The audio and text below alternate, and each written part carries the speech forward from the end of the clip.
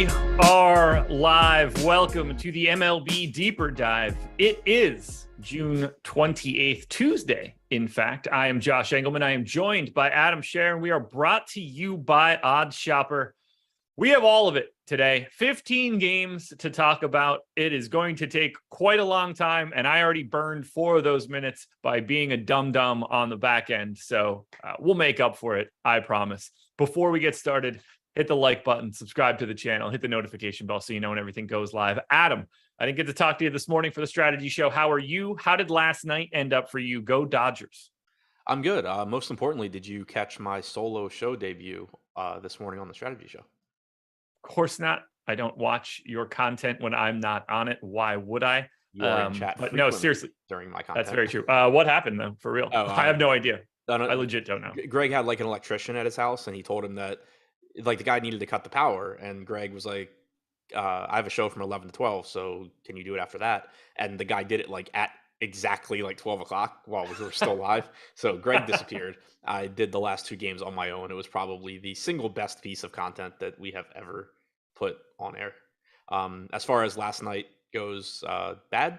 I kind of said I said exactly what was going to happen, I think, on the deep dive. On the strategy show, I'd said I wasn't going to play a lot of Dodgers. By the time the deeper dive came around, I realized I was playing a lot of Dodgers, and then the Dodgers got shut out by Chad Kuhl, and I did not do well. There it is. There it is. No, I didn't know that happened. What's really funny is I was at my desk at the time. I had no idea that any of that happened. Could have hopped on and saved the day like normal, but oh well. Yeah, I mean, it was the last it was the last 5 minutes. I mean, he had just like introed the second to last game, and then I managed to probably get through those 2 games in like 2 minutes total, and that was it. Good work. DFIC has the super chat. Thanks for the super chat. Adam, what happened with your process to drive you off Minnesota back onto the Dodgers yesterday? So I think what it was, I think I was talking to Josh about this earlier, maybe it was somebody else. I think what it is that, so I use ownership, but not directly. I use ownership relative to how popular I think players should be. And I think what it was, or what happened for me yesterday, is that ultimately most of the teams that I wanted to get to outside of the Dodgers still ended up being projected to pull like 8, 9, 10% ownership on the players that I would want to get to. So I think it just ended up being that the individual Dodgers players at like 20 to 25% still graded out as better to me than guys like Byron Buxton at 10%, or, Toronto. I think on DraftKings I ended up with a lot of Yankees and Dodgers. FanDuel was Blue Jays and Dodgers, but I think that's what it was. It's just like it ended up being that even though they were a lot less popular, still the secondary teams were getting enough ownership where the Dodgers just kind of like moved back up the list for me, which is a flaw in not using raw ownership by itself. Typically, I think that like I prefer it that way because what normally happens is you don't have any teams getting the insane ownership the Dodgers were, and if I use raw ownership, I've found that I just end up playing like too many random 8-hole hitters for no reason. So that's why I focus more on like where they should be owned and where they're projected to be owned. But the downside is on a slate like that, sometimes I will just end up jamming over a team that is really, really popular. One other thing that I want to touch on with you, I know we don't really have time for this, but I do want to ask. We had talked about what we thought or how interested we would be in the 150 maxers rostering the Dodgers in comparison to the non-150 maxers rostering the Dodgers. Yesterday, of the group of 150 maxers that had 5-man Dodgers stacks, it was 23.5% of all 150 max 5-man stacks. Non-maxers were 14.5%. That seems like a gigantic gap to me. Were you expecting that? I mean, once I played a bunch of the Dodgers, I kind of expected it because I don't think my process is drastically different than other 150 maxers. Sure. I was really curious early in the day, like when I wasn't getting into the Dodgers, because I'm always curious. Like it was such an extreme situation where I think 150 maxers typically are going to be more projection reliant than non-150 maxers because like you kind of have to be. You're not just like hand building 150 lineups. But also I think they are more aware and they're just better players in general. So they're going to be more aware of ownership too. So I was really interested to see how that would balance out. Once I ended up getting to a lot of Dodgers, I wasn't surprised that kind of was the norm. Okay. Yeah, I was a little surprised at how stark that gap was. Makes me think like the non-150 maxers were like, oh, I can't play the Dodgers. They're popular today. To like the biggest extreme possible. Right. And everybody else was just like, haha, no, you guys are still wrong. All right. We've got 15 games. We've got 1 hour and 5 minutes to get through it. Just one other Go thing. for it. I just thought of it, and I think it also goes back to why I ended up playing the Dodgers. Even though the Dodgers were really popular, I did go back in the lineup study today and just like look at the total ownership of my most popular lineups. And it wasn't even as high as other 150 maxers that I think are good. So to me, that just makes me think that I was able to build lineups that I still projected to be like, or that we projected to be like low enough owned that I was cool with playing them, even with There the we go. Dodgers. It's good to turn the deeper dive into a bit of a strategy process discussion from time to time. Today was not the day to do it. We don't have that kind of time, but we're going to do it anyway. Nats and Pirates. 4.5 run implied total for the Nats, 4.1 for the Pirates. Patrick Corbin and Jose Quintana. No ownership going to Quintana. Pat Corbin now at about 9%. I am not getting to Corbin in that way. I have him much lower. He does not appear to be a guy that I am going to be rostering. I have a sneaky suspicion that's different from you because I heard you speak to me before the show started. Yeah, I'm getting to a lot right now, and I'm not thrilled with it, but he is cheap. And kind of the way I put it this morning was that he's clearly underpriced in the sense that anyone that is a remotely competent major league pitcher that is fully stretched out and is $5,300 is underpriced. And then he is facing the Pirates as well, so pretty good matchup for him. I don't feel good about it, but he is 5,300. He's showing up in a lot of my lineups right now. Obviously, that can change between now and lock, but the savings were helping me out. I have him as my third highest owned pitcher right now. Whew. I also had Chris Bubich as my second highest owned pitcher yesterday, and George Kirby is my first. So do with that what you will. I will ignore it. So I think that's the easiest thing. No, I don't know how much I need to go down there. This entire mid-range just looks like the exact same guy, and I think you can just sort of live there today. But To answer Steffert in chat, Corbin is a bum. What is his ownership? I mean, DFS is about pricing and ownership much more than actual talent level. Yep. But, good luck. Yeah. We don't have to talk about Quintana, correct? No, I mean, I think he's pretty difficult to get to. Like, he's an okay pitcher. He does have pretty drastic splits this year, lefty versus righty, and he's going to get a predominantly right-handed lineup where the only lefty in the lineup is Juan Soto, who doesn't count as a lefty because he's just insanely good regardless. So it's just not a spot where I anticipate really getting the Quintana. All right. Nats bats. Well, we got to start with the Pirates bats, I guess. They are third in aggregate ownership, ninth in our top stack tool, first in stack value with a 15% chance of being the top value, second in our stack score. Do you see the Pirates as a likely value spot for you, or are you just going to have too much Corbin? I think I'm getting to plenty of Corbin, but also I'm just not really getting to the Pirates here. I agree that they're a good value, but there's plenty of stacks today that are also good values and aren't getting as much ownership. So I'm just not really getting to the Pirates as much as the field. I think that there are other value teams that I'm getting to. I do think that Michael Chavis hitting fourth is certainly on the short list of cash first base options on DraftKings at minimum salary, but I'm just having trouble getting to this team in tournaments the way things look right now. We're on the same page. Don't have anything else to say there. What about the Nats side of this one? Are they more interesting to you? I think that they're more appealing just in that they certainly have more power. Lane Thomas leading off at 3,300 looks pretty good. He's someone else that I wouldn't be surprised if you see show up in some cash builds. Josh Bell, Nelson Cruz in particular at 3,900 looks really good. Maikel Franco's up to fifth at 2,200. And I mentioned before that Quintana does have pretty drastic splits this year. 227 expected ISO, two righties so far, only an 18.5% strikeout percentage. That's compared to a 32% strikeout percentage against lefties with an expected ISO of 0.046. So pretty drastic splits. I think that the very right-handed heavy lineup for the Nats is pretty appealing. All righty. Yeah, they are ninth in ownership right now. Should be pretty easy to get to. Certainly a couple bats that stand out. I don't see either team as a team that I'm going to be aggressively prioritizing, though. No, I mean, I'm getting, in the crunch I just did, I was getting around 10% of guys like Cruz and Soto and Thomas. Yeah, I think that makes sense. On to the Phillies and Braves.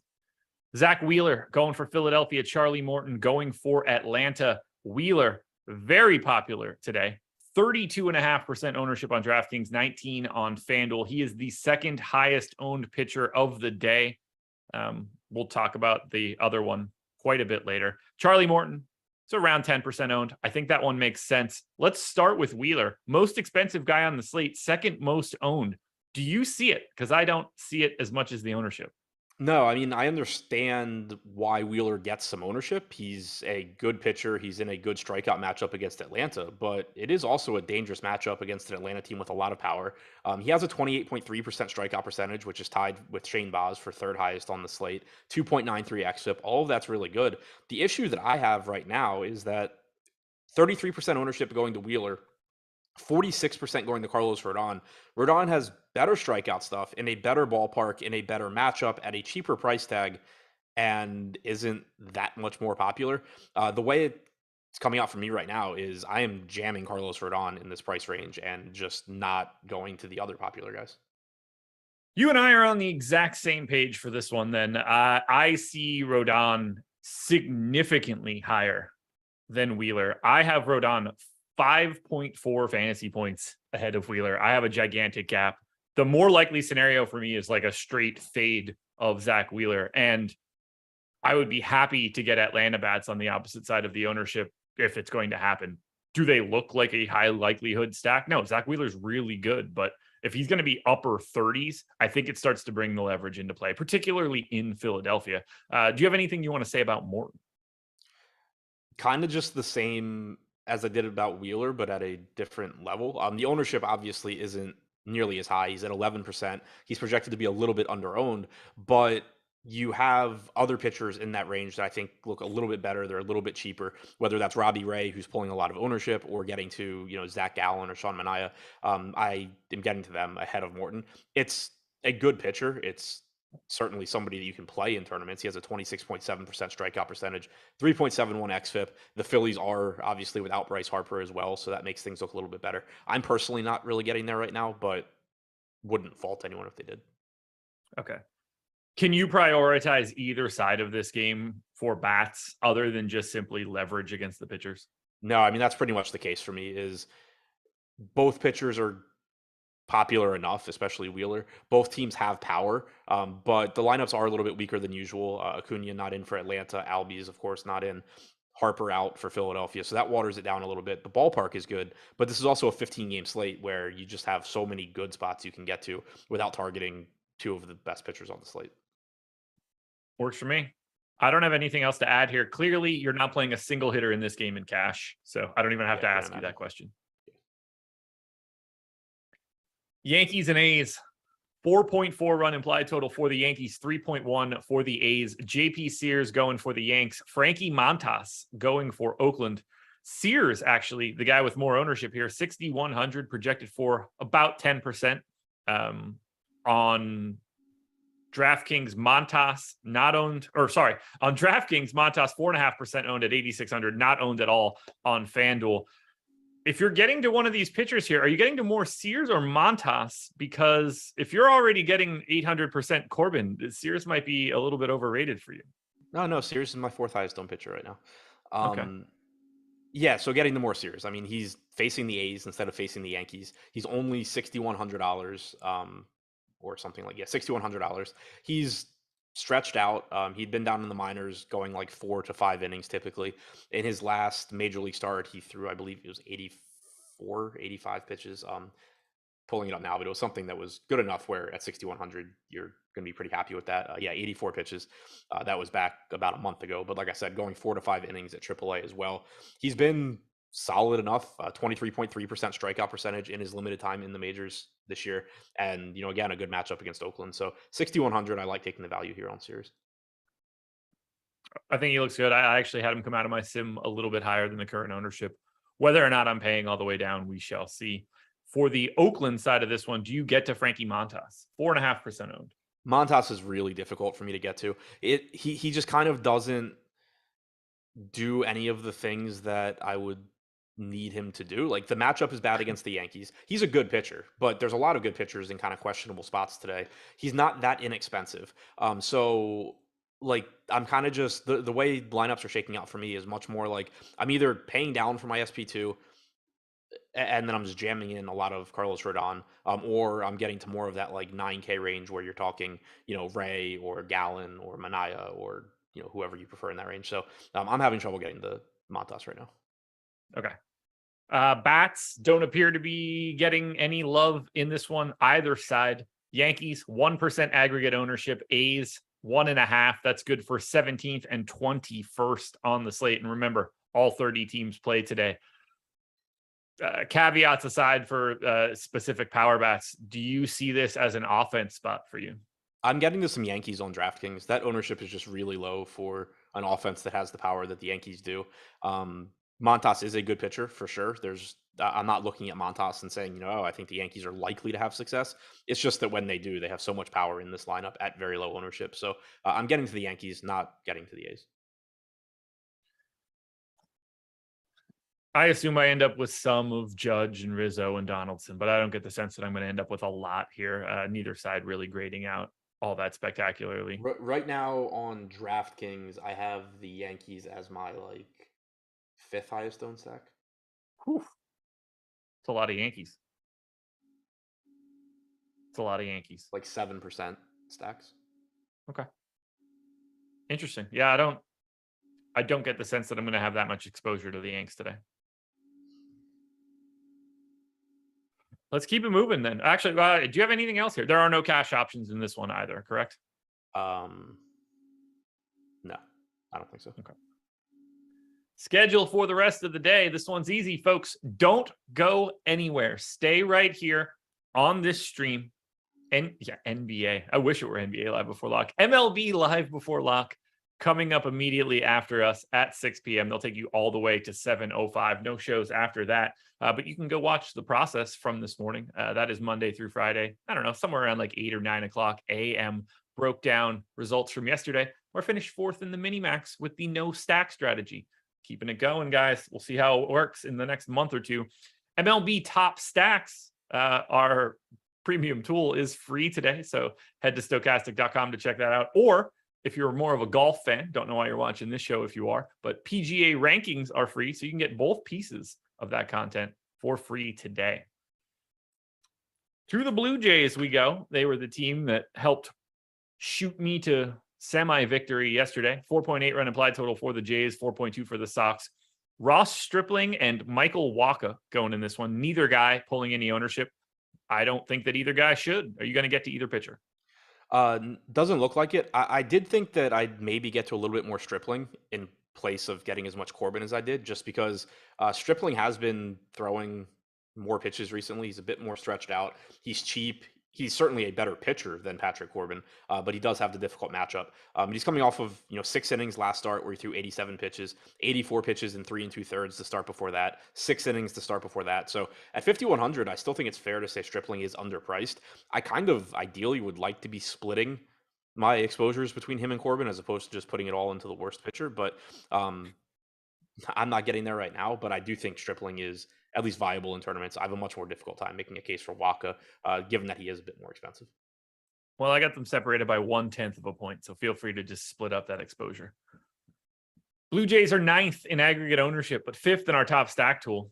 Red Sox are 19th, but 6th in our top stack tool. Is this game like sneaky getting underrepresented from a bats perspective? I mean, it seems like Toronto always is, and I get to the Blue Jays, but where do you land? Yeah, I'll say I think so. I mean, right now I have the Blue Jays as my second highest owned stack on DraftKings. I'm not getting to as much Boston in the aggregate, but still projected to be over the field there right now as well. Both pitchers are decent. Stripling's been having the better year, but again, a lot of that's been in abbreviated stints, and so maybe you probably will see those numbers get a bit worse as he starts going deeper into games more frequently. But you're still just talking about two very high upside offenses that aren't pulling much ownership at all right now. So I do like getting to them. Wacha doesn't miss a lot of bats. He's been decent this year, but only a 16.4% strikeout percentage to righties, 166 expected ISO. Lefties have had more success with a 215 expected ISO. And we know that there's a lot of power in the Yankees lineup. They have Springer back. They don't really have lefties at all, but the righties all just destroy pitching. So it doesn't really matter. And then on the other side for Boston, don't like their lineup top to bottom as much as I like Toronto's, but you still have Devers, Martinez, Bogarts, Verdugo, Story in the middle of that order. So still a high upside spot.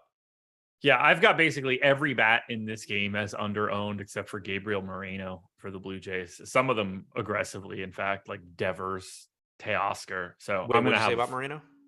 He's the only guy that I don't have as positively leveraged today. I have him Like I have tied him for my like highest bait. owned catcher right now. Oh, not to say that I don't like him, but like he's 4% owned, and like that's about where I have him. But everybody else, Okay. all these guys that are like 2 showed up as like 6 for me, and that's a gigantic gap on a day like today. So Yeah, I'm curious on Moreno now. I think he's fine. But if you're getting Blue Jay stacks, he's probably coming along for the ride at 2,600. Yeah, and I'm with you. I have him at like 4%. Okay. I mean, like 4% optimal. Sure. Yeah, I'm going to get to more of the bats in this one than the public is for sure. There's no way around it. There are no cash options in this game though. Nope. But yeah, getting to these guys a lot in tournaments, just wouldn't be getting there in cash. Yep. Well, I think we've picked up the pace enough that like we're going to be fine, which is pretty easy to do at the way that we move. Guardians and Twins. 4.6 run implied total for the Guardians, 4.4 for the Twins. This is the second half of a doubleheader. This game does not exist on FanDuel. So for the FanDuel people, you can plug your ears, or you could just do that anyway, because we only talk about DraftKings. Connor Pilkington going for Cleveland. Josh Winder going for Minnesota. Neither guy pulling any ownership. I don't see a reason that we would be rostering either one of them. Yeah, I don't really see it either. Like the case I could make for Pilkington, I guess, would be, again, that he's not Patrick Corbin, but Corbin's ownership did come down since this morning. So that's not really necessary. And then also the thing I mentioned this morning that it became pretty clear quickly wasn't going to happen was that maybe you would get a watered down Minnesota lineup, but Buxton sat out the opening game. So he's in the lineup. Correa's in the lineup. They are missing Gary Sanchez, but you have Jorge Polanco back. You have Ursula in the lineup. Still not a spot where I'm looking to get to Pilkington, and I'm not looking to get to Winder against a Cleveland team that doesn't strike out either. I'm looking at this game and you're saying all these things and you're like, but we don't have Gary Sanchez. And I look at my list and I'm just like, we clearly have Gary Sanchez. He's right in front of my face. And then I see that we just got the Twins lineup like relatively recently. So I'm going to go ahead and correct for that now so that I don't have that nonsense in front of my face. Let's talk about the Cleveland side of this one. They are second in aggregate ownership. How does that feel to you? Hot, extremely high. Yeah, I agree. Don't really know why that's happening. Yeah, I didn't even realize that was happening until you said it. I mean, Jose Ramirez obviously makes a ton of sense getting ownership. I don't really have anything to add there. Kwan was at 12% leadoff spot, 3K. I guess it makes sense. But yeah, they were second in aggregate ownership per our top stack tool. Do you think you're getting to Cleveland like that? I'm not right now at that ownership, no. Sure. I didn't think you would. I mean, I think the spot is fine. Yeah. Oh yeah. I mean, targeting Winder seems like a reasonable thing to do. Yeah, 205 expected ISO to righties, 178 to lefties. Not anything special in terms of strikeouts. It's just if the ownership's going to go there, there's a lot of teams that I think look very similar. I would just much rather be getting to the power in the Yankees or Blue Jays or Texas lineups than going to Cleveland if Cleveland's already getting the ownership. Yeah, I think we're on the same page there. Does Minnesota look more interesting to you? I mean, to me, it's a better offense. It's more power. I don't think I'm not ultra worried about facing Pilkington. The line is super close. I'd rather get to Minnesota than get to Cleveland, and they are not getting the same kind of ownership. Yeah, I was gonna say I basically have them flipped in terms of like how much I'm getting to versus how much we're projecting the field to get to. We have Minnesota at like 4% aggregate ownership. We have Cleveland at 6%. I have like twice as much Minnesota as I do Cleveland in terms of stacks. I like the spot here. Pilkington's okay, but you do have plenty of right-handed power in the Twins lineup, and they're just not getting the same amount of ownership. Jose Ramirez and Kwan potential cash options?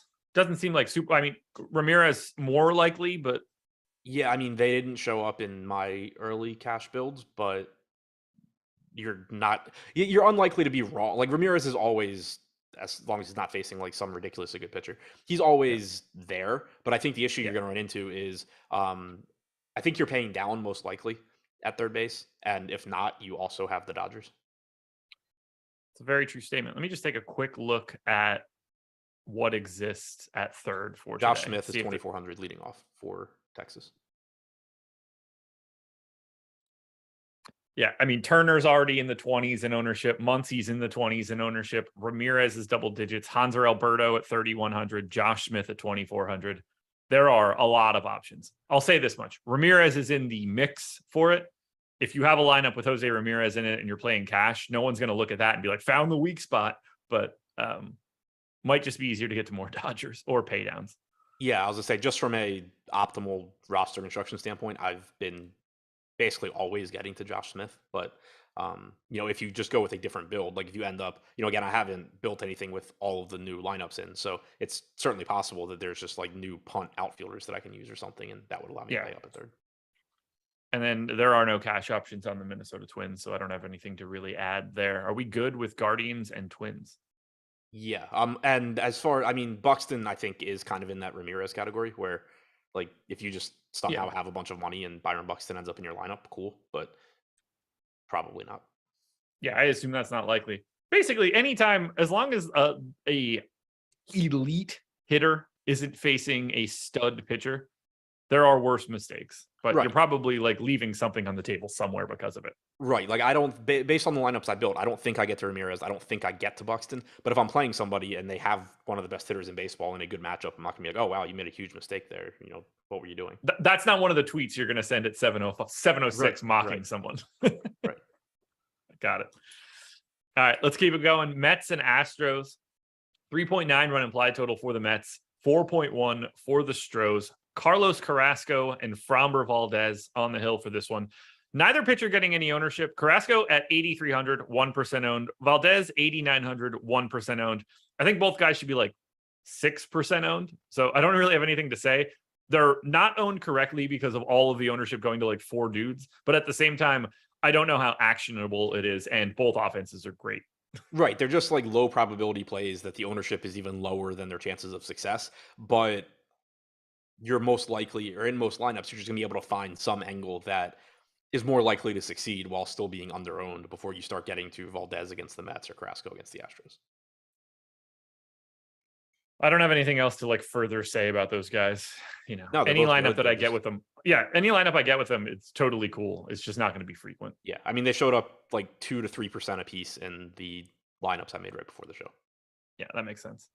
The Mets are 27th in aggregate ownership. The Astros, a crisp 22nd, so not too far ahead of them. I don't really want to attack Carrasco and Valdez. The implied run total in this game is not all that appealing. There are a couple individual bats like Kyle Tucker or Yordan Alvarez that I think are very reasonable today, and probably guys that I end up with a lot more, like Kyle Tucker at no ownership. I'm in for that. Alvarez at 2%. I'm in for that. But at the same time, I think it's very difficult to stack the Mets or the Stros. Yeah, that's pretty much where I'm at too. Like right now I am overweight on Houston, but that's because they're getting like 1 to 2% ownership. So that's not really saying anything. If you were looking for individual bats, I think you nailed it. Carlos Carrasco has just gotten lit up by lefties this year. His strikeout percentage is actually higher at 25.9%, but he's allowed a 242 expected ISO. Sets up pretty nicely for guys like Alvarez and Tucker. The issue is just they're expensive and they're outfielders on a 15-game slate. You're not going to have any issue finding outfielders that have very high ceilings and are just going to be easier to get to than those guys. There are no cash options in this one, correct? I don't think so, no. Okay. I don't have anything else then. We will move it along. Rays and Brewers, another pitching matchup here. 3.5 run implied total on both sides. This is Shane Baz and Brandon Woodruff. They're basically own the same. Baz at 6%, 7,600. Woodruff 8%, though he is 9,900. Do you see yourself getting to more of one of these guys? I got about the same of both. If I had to choose, like if I could only roster one, I think I would go to Shane Baz first. Actually, I got the exact same amount. I have them each in 10 lineups. But the reason is, for one, he's cheaper, and for two, Woodruff is making his first start back off the injured list. He went 5 innings in his last AAA start. He threw, I believe it was 74 pitches. So I don't expect him to be extremely limited here, but he is priced up, and there is at least some question mark of, let's say he gets through 6 innings at 80 pitches, do they really bring him back out? Whereas, most other guys in that price range, and there's plenty of them, The answer is yes, they're coming back out for the 7th inning at 80 pitches. So that's kind of my biggest concern on Woodruff is, exactly how long is his leash here? Yeah, I gave him 5 innings. He looks better than the 8% ownership. Like if I got 10% of them, that's fine. I just don't think I don't think I'm going to get to a lot of either guy, and I wouldn't be mad about any shares I get just because both guys big strikeout rates. So, Yeah, and for Shane Baz, it's kind of the same concerns as for Woodruff, but at a cheaper price tag. yeah. I do think people on the strategy show this morning seemed like they were overreacting a little bit to the fact that Baz only threw 78 pitches his last time out. He went 4 2/3. They brought him out there for the 5th inning. He gave up a home run, then he gave up like 3 hits in a row, and they took him out of the game. They didn't pull him necessarily, just because he was at 78 pitches or anything. I don't necessarily think he just comes out, or I guess I don't know the answer to the question. Like, let's say he's at 78 pitches, he gets through the 5th inning. Do they give him a 6th inning, or do they say, that was enough, you're done? I don't know there. I tend to think the answer is probably that he's done, but I also don't think there's like a hard 78 pitch cap or 80 pitch cap or anything if he's pitching well and can get through the 5th inning. So the strikeout upside is good against Milwaukee. He's a really good pitcher. He's one of the top pitching prospects in baseball. But he does sort of just fall into that range where, because I don't know exactly how long his leash is, I'm typically either just able to find the money for one of the better or one of the more expensive guys that I do know can throw 100 pitches, or save the money and just go down and hope for the best with one of these 5 to 6K guys. No ownership going to the Rays bats. No ownership going to the Brewers bats. I don't think it should. These guys are tied for like the ass end of hitting ownership. I see nothing here that I want to really advocate for. Yeah, I have nothing either. It's in Tropicana Field. Game has like a 7 total. Both pitchers are very, very good. And yeah, that's pretty much all that I have there. A Rosa Rania Dong. I'm putting that out into the ether right now, but I don't think it matters. That's all. I got nothing else here. Me neither. We got through 7 games in the first 21 minutes. That's not too shabby given where we started. I'm happy about where we're at. But now we got to talk a little bit about OddsShopper. So brief break here. It is probably the best thing that we do and probably gets the least amount of credit. Maybe it'll get more when sports betting is everywhere. It should get a ton. If you guys bet, if you are able to bet on sports and you're in a legal state, it is one of the best things that you can use to do so. You can shop around lines immediately at a glance. You can set up notifications for line moves and things like that. So that will help you out. But if you leave a better line on the table, you're only hurting yourself. It doesn't benefit anybody other than the sports book. So try to get the best line. OddsShopper does that. But it's not even just there.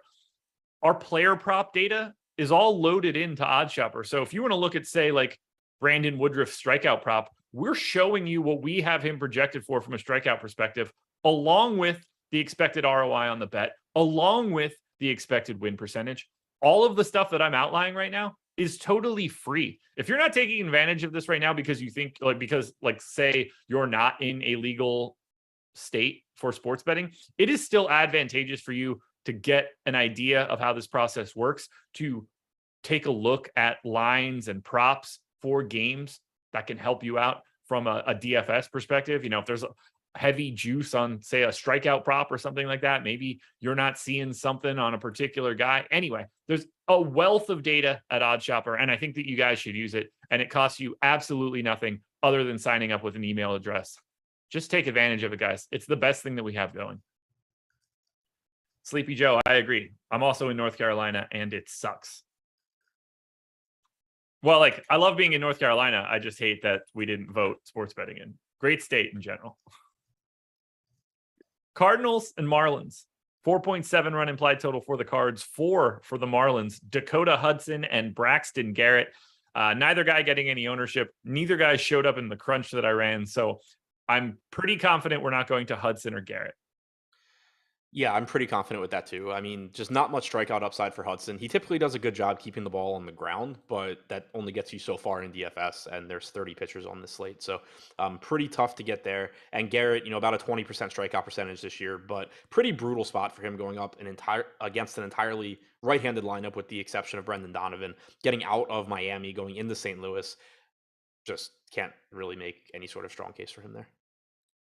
Man, it's a shame that So you are playing Hudson and Garrett, I assume, just based on everything you just said? Yes, because I am definitely choosing to lie about that. Yeah. That's like one of my favorite like overarching criticisms for these shows, that we like on purpose give takes that we don't have.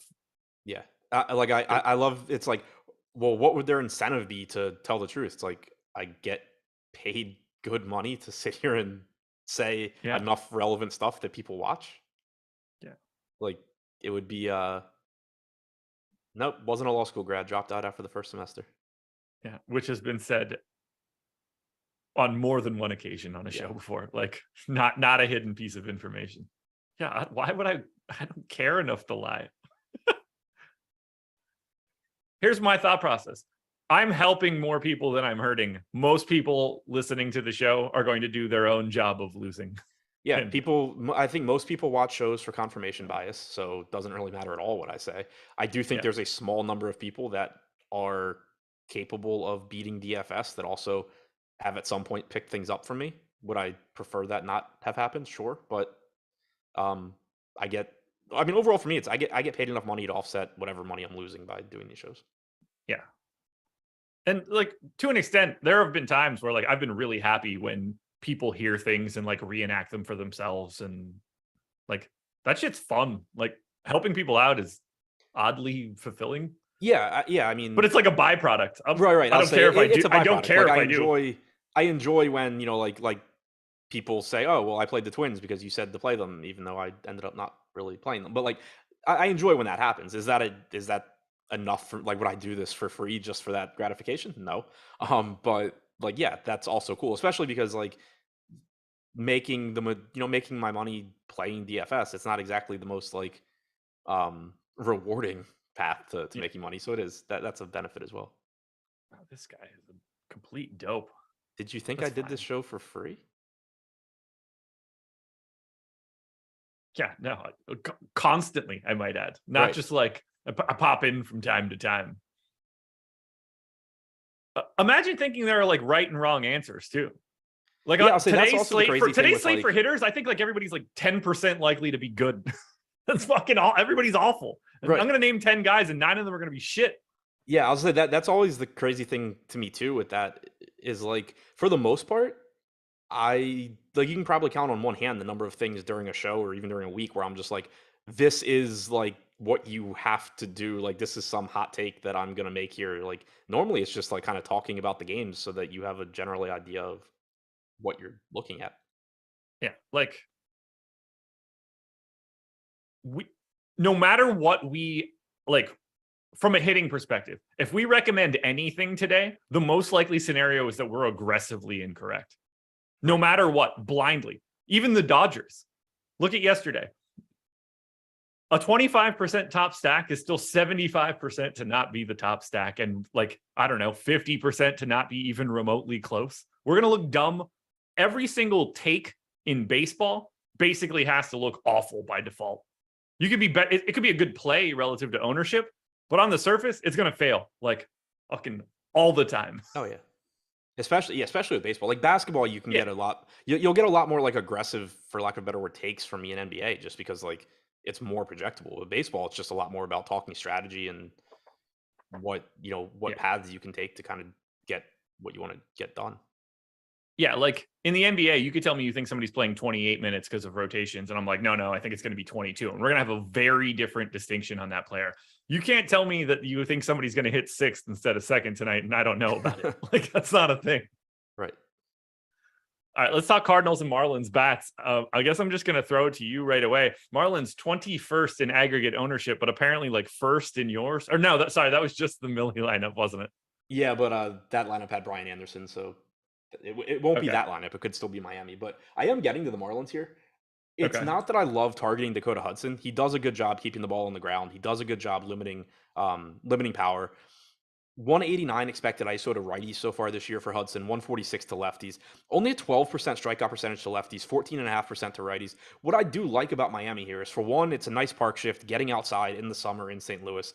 But with the exception of the two guys at the top, in Birdie and Chisholm, who both give you very high ceilings. Birdie because he steals every time he gets a chance. He's stolen 22 bases already this year. And Chisholm, because he's really, really good at hitting. Once you get beyond that, you get guys that have power and they're inexpensive. So, like, we talked about the Pirates earlier, who are cheap and getting ownership for that reason. I'm not saying the Pirates shouldn't get ownership. I'm saying I don't think the Pirates should be getting like 6 times the ownership that the Marlins are. When you have, Solera's at 3,900, but then after that, 3K Garrett Cooper. You can't play Aguilar in the same lineup, but he's 2,200. Obviously, El Garcia at 3,100 has power. Sanchez is 3,300.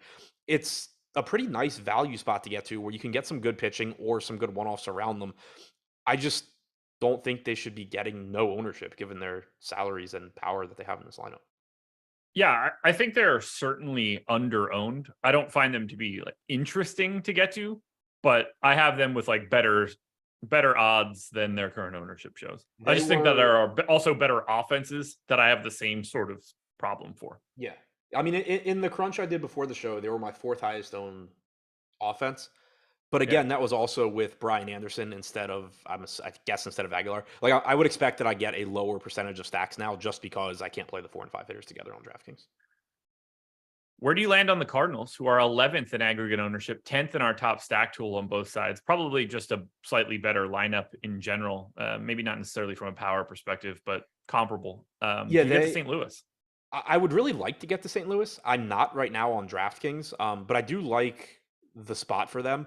On FanDuel, they were in my tournament video as far as top stacks go. I think the pricing is a little bit, or actually a lot more favorable for them there, but they're still not pulling a ton of ownership. So they are a team that I would expect to get to a little bit more on FanDuel than on DraftKings.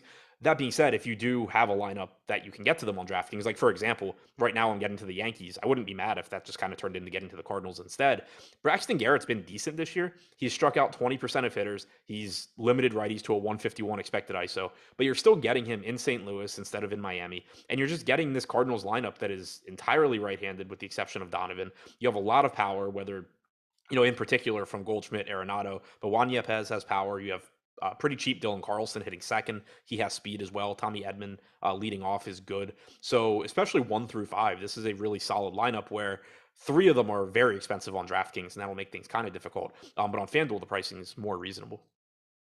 Okay.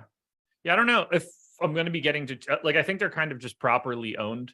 Righty power plays down in St. Louis, so that might just sort of offset the sea of righties facing Garrett.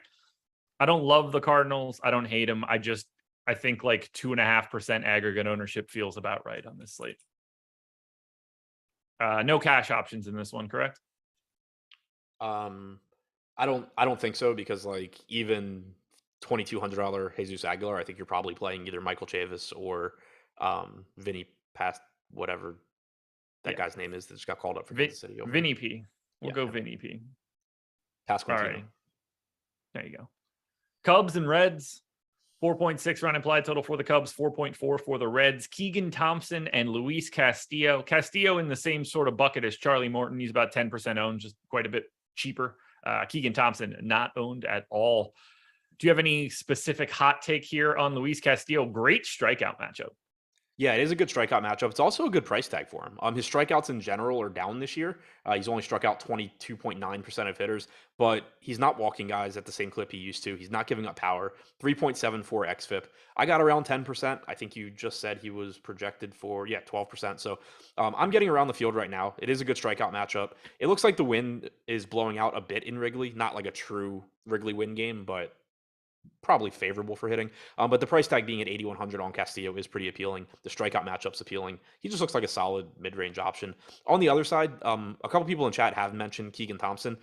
It's not that I hate the idea of getting to Keegan Thompson. Like, he's stretched out. He's thrown 90 plus pitches in his last couple of starts. He has struck out 22.2% of hitters this year with a 4.2 xFIP. He's fine. It's just that he's behind Sears for me, who is also $500 less expensive. And then Corbin is just so much less expensive. Like, I think someone thought that I was saying, I would just rather play Corbin than Thompson. If you make Thompson 5,300, I'm playing him over Patrick Corbin. It's just a matter of that $1,300 going far enough where I'm still getting to Corbin. But if you land on Keegan Thompson, I think he's fine. He's just not my preferred pay down guy. I think he looks like 8 other dudes at 7K or below. It's just like, if that's the flavor you like, go for it. But I just don't care. There's too many. Every one of those guys except for, I don't know. Like, to me, Spears is different, but I don't care. Like, I have Quintana at 11.3, Hudson at 11.2, Thompson at 11.5, Silseth at 12, Kremer at 12.3, Pilkington at 11.4, Heasley at 10. Like, I got all these guys from 10 to 12. What did I say wrong? Kremer? Is that not him? Kramer?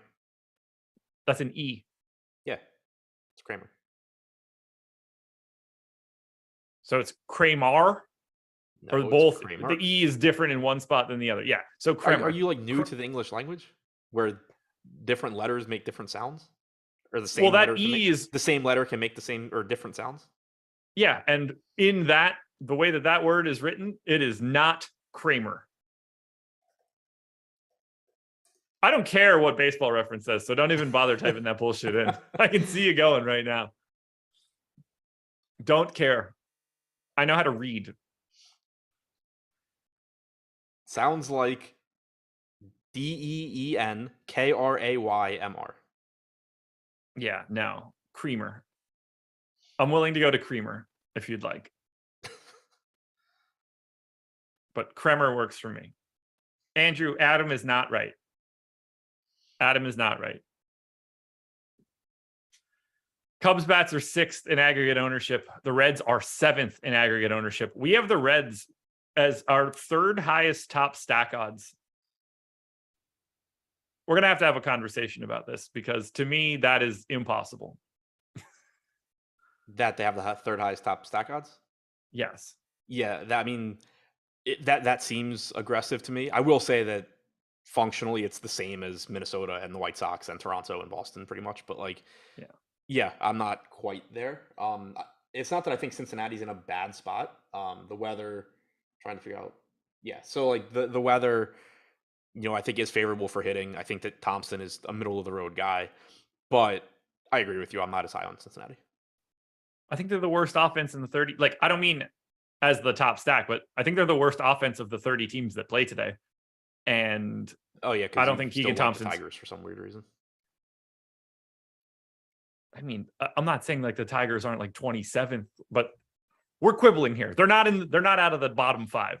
And I can't see a scenario where they get to 3rd from what I'm seeing here. So I cannot go to that. Now, a lot of it is just Joey Votto being 11% owned at 3,400, but 900-year-old Joey Votto doesn't exactly make me feel great either here. I don't also want to go to the Reds. Jonathan India was actually the guy I had at second base in the early cash or the cash lineup I built before the show. I'm pretty sure that is going to change now that Hanser Alberto is $3,100 hitting 6th in Coors Field. But second base is pretty weak tonight. 4,100 for India is a pretty favorable price tag. Yeah, it's going to be Alberto if it's not Muncy. Not really sure how you go a different direction. Maybe Gavin Lux or Castillo, but Muncy Alberto seems to be the combination. I would rather get to more of the Cubs than the Reds, but not by a lot. I don't like the ownership that's coming to this game in general. I am getting to more of the Cubs, but that's, again, we just have them projected for less ownership, and there is more power in that lineup. So it's not that I'm like dead set on taking hitters against Luis Castillo, but this is another team where they are cheap across the board. And if people are going to go to the Pirates, I'll take the power that's in the Cubs lineup. Yeah, I would just rather go to neither one of these teams today. I'm not sure I see it. And like as the Cubs, like I don't really want to target against Luis Castillo either, but hopefully he fully ejects. I don't know. This game's weird to me. I'm anxious to see what ends up coming out, but I don't love it. Let's keep it moving. Royals and Rangers, 4.1 run implied total for the Royals, 4.9 for the Rangers. John Heasley against John Gray in the Battle of the Johns. No ownership going to either pitcher. Are you planning to roster either Heasley or Gray? No, but if I did, it would certainly be John Gray. He's a good pitcher. It's a good matchup against Kansas City. No Salvador Perez in the lineup, but you do get Vinny Pasquantino, who was just absolutely lighting up AAA, both in terms of power and just overall hitting.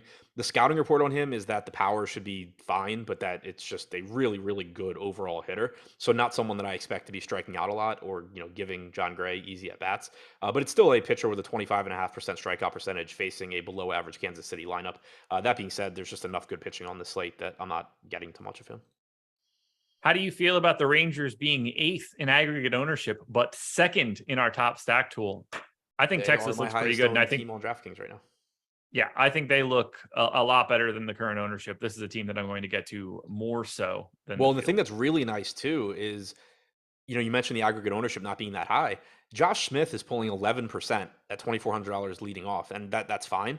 After that, Corey Seager's at 5%. He's the next highest owned guy. So as a stack, they're really low owned. And I think part of the reason is that, Seager is really expensive. He's competing with Trey Turner at shortstop, so that's going to drive down that ownership, not to mention guys like Bichette. Marcus Semien, same kind of thing, same price range as Max Muncy. Hanser Alberto now at second base as well. So that's going to drive down his ownership. But this is a spot where obviously you can't just pretend the Coors game doesn't exist. But if the Coors game didn't exist, this would be like the clear top stack on this slate, facing what is probably the worst pitcher on the slate easily. I'm with you. I think they look great. I think most of these guys look under-owned except for Josh Smith, and I think he's properly owned to begin with. So sign me up here for the Rangers. Do you have any interest on the opposite side for the Royals? To me, it's more like one-off bats than guys that I want to stack up. I have no idea how John Gray is on holding runners either. Wait, you late swap in MLB tournaments? I think you should always be looking to do that. Yeah, I don't bother. I mean, you can't disagree that you should always be looking to do it. Whether you do it or not is a very different scenario. But MLB, you should always be really looking to see if you're MLB. I really don't know how much it even matters. Like, but if you have a 5-man stack that started and you have 3 guys playing later games that you can trade out, anything could have been generated, but it doesn't necessarily mean it's the best thing if you had a low. I guess that's true. Like if I have a good lineup going, I do just sort of, I'll look at it and say like, oh, well, I can play Shohei Ohtani over some random outfielder that's in there. Like, okay, right. Yeah. So I'll do that. I was thinking more just like massive scale late swapping. In theory, every piece of data that you're continuing to get through the night, you should probably be reevaluating. Like not a lot of people are doing that, but I bet that's a big time margin for a lot of the top. Yeah. I'm not sure it's worth your time in most cases. But baseball, I agree. It's probably less interesting. Yeah. But in good lineups, sure. I will say in cash, like you absolutely should be paying attention to, especially if you've started out poorly in cash. If you're going to be blocked, you're going to make for sure more money over time by getting yourself unblocked if you're playing from behind. Yeah. Yeah. Like if you've got a cash lineup going and then one of these late guys, like you've got some heavy owned something or other switching to the 2% owned, like Vlad Guerrero yesterday or whatever the hell it is, where you need to take a wild card shot at someone that can put up points but isn't owned. Your cash lineup needs to look a lot less cashy if you're starting off shitty. Like you're immediately turning that into a non-cash lineup if you're shit because you're chasing the cash line. I'm trying to figure out what Eric was yelling at me to stop. I wasn't even talking about how great the Live Tour is. We can if we want.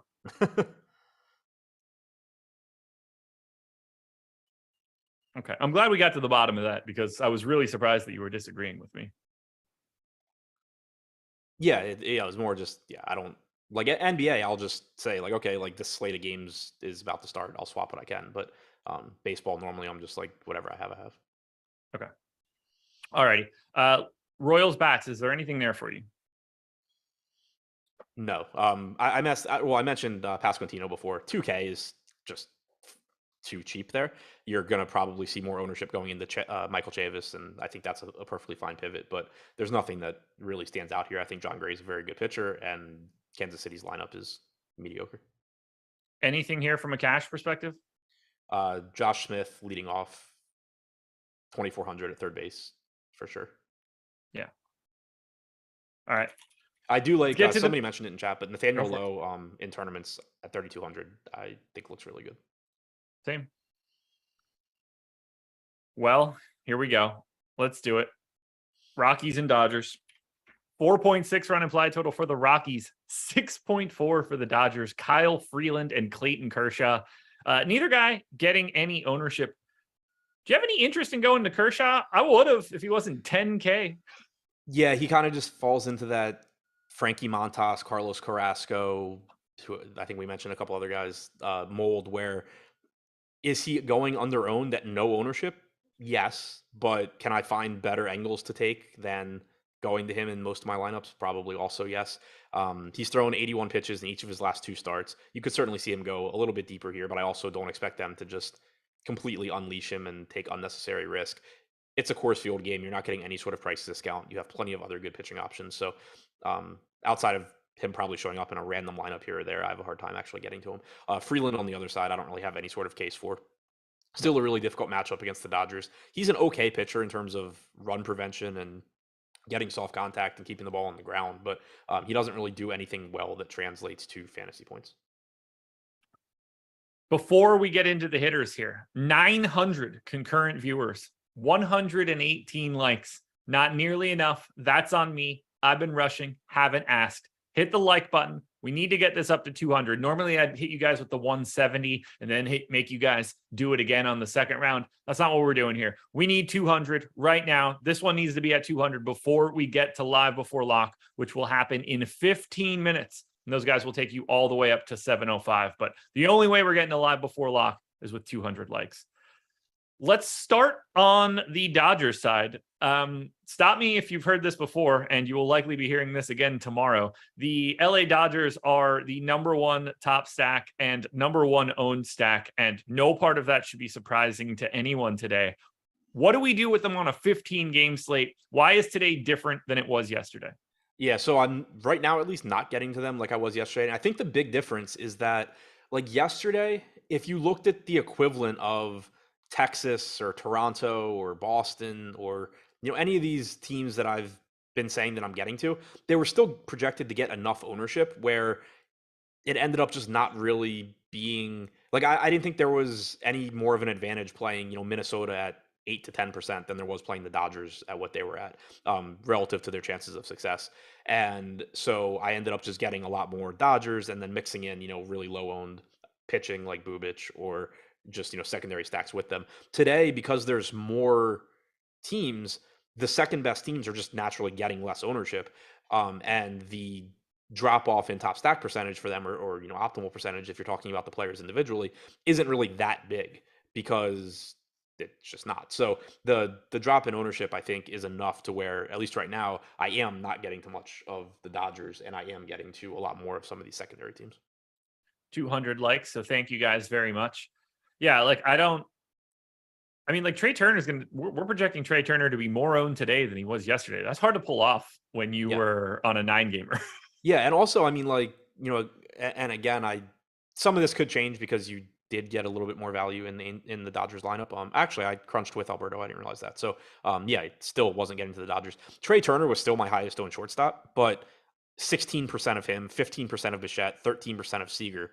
So just kind of splitting that more than we're projecting the field to. Would your expectation be 5 Dodgers in cash? Yes. I wanted to double check what I had in right now, but you're probably getting 4. Oh, well, Will Smith is out, so okay. But yeah, probably at. We got Austin Barnes at 33% owned at 2,600, so it's probably still Austin Barnes. Right. Yeah. So you're probably just going down to Barnes. Yeah. I would guess you're probably getting 5. Yeah. Either way, you're getting a lot of Dodgers in cash. If you're coming in there with 1 or 2, you're doing it wrong, probably. How do you end up on the Rockies side of this one? I was very heavy on Colorado yesterday. I get the sense that I'm going to be heavier than the no ownership they're getting right now, but facing Kershaw isn't the best, but at the very least, it's in Colorado. I like getting to the Rockies a little bit. Yeah, I'm with you. Like I'm getting more of them than we're projected to have them owned. I'm not getting any crazy amounts of anyone individually, but CJ Cron as my 5th highest owned first baseman, I have no issues with that. Chris Bryant as like my 10 to 15th highest owned outfielder, no issue there. Certainly a bad matchup, but you're just getting an unowned team in Coors Field. You're never going to be wrong for doing that. Josh Granger says, good BVP. Wouldn't know. Cole asked who's my $2,500 lineup. No idea. Yeah, I'm guessing you'll know that at about 7:06. Right. Yeah. Like I might know that before I answer it. The goal is to know that at 7:00. Yeah. The more likely scenario is that you don't. Yeah. All right. I don't have Yeah, anything I else know, here. like, if lock happened right now, it would probably be a Miami stack, but Brian Anderson's also in that Miami stack, so wouldn't be that. Are there any? I guess I don't even. All of the Dodgers bats are basically cash viable. Maybe not Alberto or Lux, but whatever. There's nothing on the Rockies side that I think that we're getting to from a cash perspective, even though they are underrepresented. Yeah. I don't have anything else to say for this game. I wouldn't think so. You're probably just going to find better than Chris Bryant, even though he is underpriced. Yeah. Could have used a little bit more out of Chris Bryant yesterday. He was in that lineup to finish 4th. I had a crazy amount of lineups yesterday that were good, except for like the best hitters in them, like Minnesota, Toronto stack, like Minnesota stacks where Buxton's killing me, or Yankee stacks where Judge is killing me, or both. Yeah, that's not ideal. It's also crazy. You probably don't see it all that often where the 3 highest owned hitters all put up bagels. Yeah. In like the 30s, no less. But, that's why this isn't easy to do for baseball. Angels and White Sox, 4.6 run implied total for the Angels, 4.2 for the Sox. Chase Silseth, that's not a fun name to say. Johnny Cueto going for Chicago. Neither guy getting owned. I'm not rostering pitching here. No, I kind of forgot this game was on the slate in general. Like, I'm not getting to the pitching. Silseth, I think, has decent strikeout stuff. He was lighting up Double-A, hasn't struck guys out at the major league level. Rest of season projections on FanGraphs typically have him around like 22%, but it is a pretty difficult matchup against the White Sox. He's just not somebody I'm going to really have any ability to get to, I don't think. And then for Cueto, he's still been pretty decent at limiting runs, but that has more to do with his ability to upset hitters' timing and just be really, I would think, really annoying to hit against than anything that translates to DFS points. Angels are 4th in aggregate ownership. And by aggregate, I mean Mike Trout and Ohtani are pulling a bunch of ownership. And there are other guys in the lineup that are perfectly reasonable to roster. Do you end up with more of the Angels as a stack today against Cueto, or do you just anticipate not being there? I'm not getting there right good. now. What? I think they look good. I think they look fine. I'm not getting there right now. Just, they are getting ownership, and I don't think that they're like much better than a bunch of other teams that you can get to. Cueto is like his stuff's not very good, but he still has a 20.7% strikeout percentage, 3.99 xFIP, sub one home runs per 9 innings. Obviously, Ward, Trout, Ohtani are always strong plays. Jared Walsh has power, but those first 3 are all expensive as well. Yeah. White Sox are 21st in aggregate ownership, 4.2 run implied total. Is there anything here for you for Chicago? No. Didn't think so. Oh, we got the Angels lineup. I don't know if you had seen it. Yeah, I saw it. I guess for Chicago, the top of the order is very expensive. Gavin Sheets is 2,300. Yohan Moncada is 2,500, hitting 5 and 6. If you needed some random cheap guy with some power, but I'm gonna have trouble getting to the White Sox, I think. Alrighty. Is this Jordan? It is. Oh, we got a super chat from my filler arc. I need to hit on this. He said, "Are these people good for today? Zach Gallen and John Gray. I miss the NBA." Appreciate the rhyming there. No, they're not. Kind of disagree. I wouldn't be playing John Gray. It depends on the context. I have no issue playing John Gray. I'm just getting to other guys before I get to John Gray. But like, he's a good pitcher. He's 8K. He's facing Kansas City. I'm getting to Castillo before I get to him. But if you have, for example, a Dodgers stack and you need a pitcher in that price range, John Gray is a good option, I think.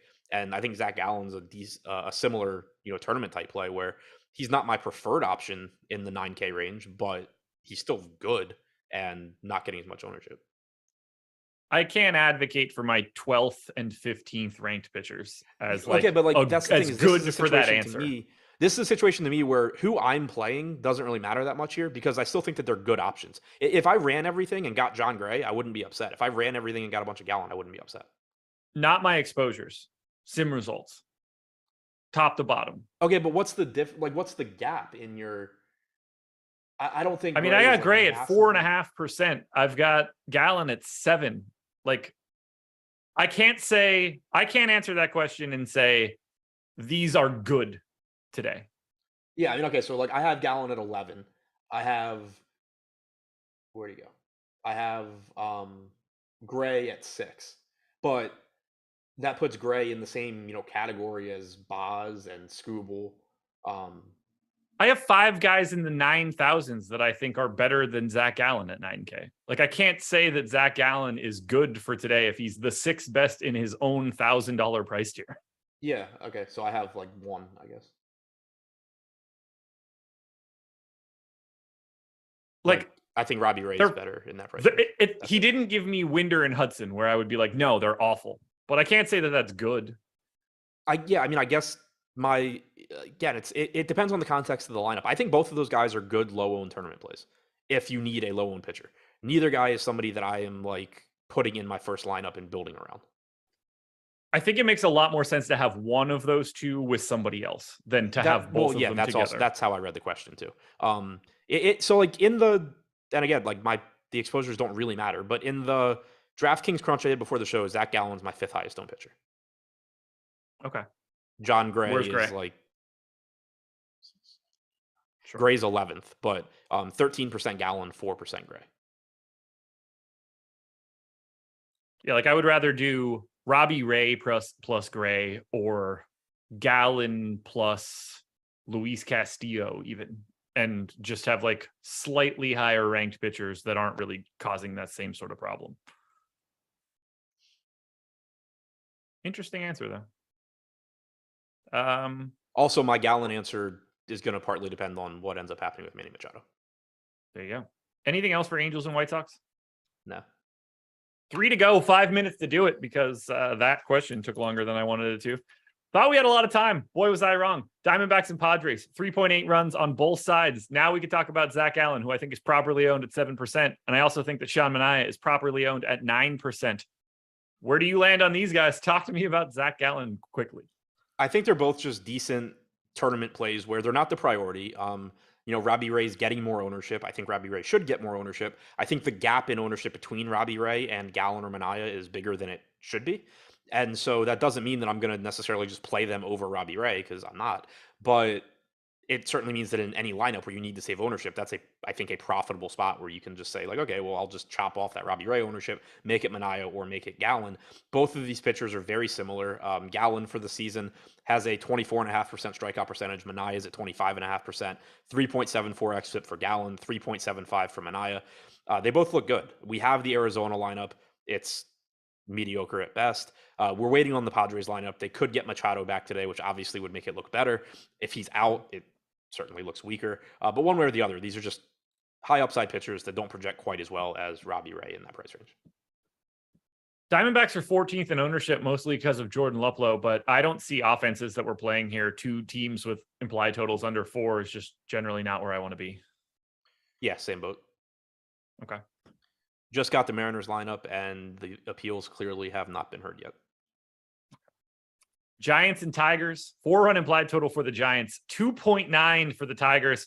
Tariq Skubal, who's 2% owned, and I probably like a little bit more than that number, particularly in San Francisco, at 9,100, probably like him more than Zach Gallen. But that doesn't matter because we need to talk Carlos Rodon, who is 45% owned at 10,400. And honestly, I can't even disagree with it. This is as good as it's going to get. Yeah, I mentioned it earlier when we talked about Wheeler. With ownership the way it is right now, or at least the way it was before the show started, and it hasn't really changed, I'm just jamming in Carlos Rodon at the expense of guys like Zach Wheeler that are getting ownership. Obviously, Rodon's ownership is higher, but I just think that it should be I think he's a different pitcher than Zach Wheeler here. Wheeler certainly has the more difficult matchup against Atlanta. Rodon's going up against the worst offense in baseball, or at least worst active roster in baseball in terms of WRC plus, in the best pitcher's park in baseball. He has the best strikeout percentage on the slate at 31.3%. He's nearly 3 full points higher than the next closest guy, which is Woodruff. It's just impossible for me to make a case that Rodon's not the best pitcher in terms of talent tonight. He has the best matchup probably, and he's certainly in the best pitcher's park. Yeah, I have nothing else I could say. He's going to be in like 80% of the things that I do today, so I really hope it goes well. I like Skubal more than 2% ownership, that's for sure. That makes him more appealing to me than most of the guys that are around him. But not the best spot in the world against the Giants. Yeah, I mean, he's another one. He's kind of like John Gray to me. I got him in my optimal lineup like 6% of the time. He's projected for 2% ownership. He's under-owned. I personally didn't get too much of him in that last crunch, only got the 2%. Wouldn't be shocked if that comes up between now and lock. He is a good pitcher. It's a great park to pitch in. The matchup's not great. The Giants don't strike out a ton. They do have solid hitters in their lineup. But in terms of talent, Skubal's struck out 26.3% of hitters this year. He has a 3.1 xFIP. That's better than Morton. That's better than Woodruff. That's about the same as Carlos Rodon. So yeah, like if you're putting Skubal in a lineup, I wouldn't worry about it. It's fine. It's good. Even though I personally at the moment don't have a lot. We're not going to offenses here, right? I'm not even going to ask you about the Tigers, but anything for the Giants? No. If I was going to go to a side, it would be the Giants, but I just have other spots to get to. Yeah. I think the Tigers are properly unrosterable, other than the fact that you want to try to be on the opposite side of 45% of Rodon. Let's close it out. Mariners and Orioles, 4.2 run implied total for the Mariners, 3.3 for the Orioles, although your Orioles looked pretty good on the late night last night. Robbie Ray and Dean Kremer going for Baltimore. That is 30% ownership going to Robbie Ray, none going to your boy Dean. So it doesn't really make a difference what his name is in this case. 30% ownership to Robbie Ray. Unfortunately, I agree with it. I didn't think that I would when I saw everything, but I do. What are you going to do here with Robbie Ray against your O's? Right now, I'm getting to him around the field. I would not be upset if I get less, and then that just turns into more of Minaya and Gallen and Skubal. My concern here is, for one, the Orioles just have good hitters. There is no Trey Mancini tonight, so that waters the lineup down a little bit. Mullins is lefty, so that waters it down a little bit as well. Those are both, beneficial for Ray. He's not striking right-handed hitters out at the same rate this year that he did last year. He's at 24.5%. Last year, he was at 32.3. The year before that, he was at 25.3. The year before that, he was at 32. So you've kind of just seen him all over the place, but that is a little bit concerning for me that it's down this year and that there is right-handed power in this lineup because we know that he forever has struggled with right-handed power. But all that being said, he still projects as the best option in this price range. I'm getting to him around the field, like I said. It's more so just a matter of, and I'd mentioned it before, in individual lineups, if you need to save some ownership, I think it's good. You're perfectly fine to go from Robbie Ray to whoever you prefer of Skubal, Minaya, Gallen. There's probably somebody I forgot to mention in there. But across 150 lineups, I'm still likely to get around the field on Ray. I think both he and Rodon look clearly to me the top two arms. I don't agree with the Wheeler ownership. So I think that one's a little different. Neither one of these teams are getting any ownership from a bats perspective. I don't get the sense you're going to feel as good about the Baltimore bats as you did yesterday going up against Ray. Is there anything there for you? No, they're both these offenses. They're kind of ones where I would kind of like to get to them because I think there's a high ceiling, but I also just don't think, given everything else on the slate, I'm going to be able to. It's not a great hitter's park. It is a good pitcher in Ray. Kramer is not a particularly good pitcher, but you do have a good bullpen in Baltimore. And the Mariners are also really expensive. At least 3 of their top 5 are. The rest of the team's cheap. But Crawford at 4,500. Rodriguez, who I would love to get to, is 5,900. Suarez is 5,500. Individually, I do like Jesse Winker at 3,900. But, that's the only price that I really like amongst those top hitters in the Mariners lineup. On the other side, if you ended up just, one-offing or mini stacking some combination of like Hayes, Santander, Mountcastle, Rutschman, I think that's fine. But all things considered, it's going to be really difficult for me to get to either offense. Favorite stacks for today? Right now, including ownership, Texas, Toronto. I'll go with those two. Favorite pitchers? Carlos Rodon. I really don't want to say Patrick Corbin because he's not. He's just showing up a lot. Carlos Rodon, Robbie Ray, JP Sears. Alrighty, folks. That will do it. Don't go anywhere. Live before lock coming up next. Hit the like button on your way out the door. Can we get up to 300 before those boys get in here? They won't be able to add anything. We'll get all the credit. Good luck tonight, everybody. Back again tomorrow. Doing it all again. Can't wait to do it. Peace. That's it. Thanks, OddsShopper. Yo, Dave Loughran here, and we got a new podcast for you. Appropriately named Laffy and Savoca, a fantasy football podcast. Wow, we needed a name brand, several focus groups to get us all the way there. But every single Friday, you and I are taking that same analytical and debate energy that we brought to every single DFS slates over the last 2 seasons, and coming at you every Friday talking about the NFL, the changing landscape, and how it applies to fantasy football, best ball, and of course, DFS. We're going to be here all football season long. You can find us on the Stokastic Fantasy Football channel and on iTunes or wherever you get podcasts today. It's going to be a great time. Here, have a little taste. Do you agree with Tyreek Hill's ADP right now? No, sorry. I get why people in best ball drafts looking for the pure upside play are going for it. But if you're talking about your one home league, the one that you want that trophy behind you all season long, with the bragging rights and everything that comes with it, miss me with his ADP. I haven't seen enough from Tua Tagovailoa. It's that simple. You know, one of the craziest things, and this is something I was looking at months ago, so I'm trying to pull it up again now just so I can get the numbers accurate here. We know that Tua Tagovailoa, and really even the coaching, the play calling was designed not to throw the ball downfield, which was kind of crazy. But when you look last year at Tua, he had one of the lowest deep ball percentages. So 20 plus yards, throwing the ball 20 plus yards downfield. He threw it 20 plus yards downfield at one of the lowest clips in the league last year. But what's crazy is that he had one of the highest adjusted completion percentages on those throws. So my question is it there? And I know where you're going. You're saying, I just haven't seen it yet. And there's so many other good players that I don't really want to spend a second round pick or an early second round pick on Tyreek Hill. Get that entirely.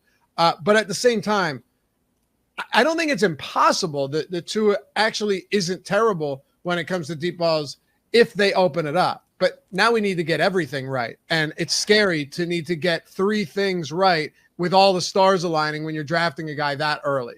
That's really right. You know, we talked about the way that elite offenses and grabbing wide receivers from elite offenses gives you multiple outs. Now you need to jump through multiple hoops in order to be correct. Not to say that Tyreek Hill isn't one of the most efficient wide receivers with the ball in his hands or even on a per route basis in the league, but really this is about everyone trying to recreate what happened between 2019 and 2020 in Buffalo, right? This is about when Stephon Diggs went and got paired with Josh Allen. They became best friends, and we saw a new superstar at both the quarterback and the wide receiver position emerge together. Now, I think you could say Tyreek Hill is a superstar, and if you want to bet on Tyreek and on Tua being that next duo to really go to the next level as a team and as an offense, that is not the craziest argument to me at all.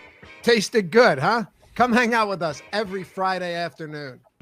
Laffy and Saboka, a fantasy football podcast. You'll find it on YouTube on the Stokastic Fantasy Football page every single Friday, and you can listen to it on audio form everywhere podcasts are today.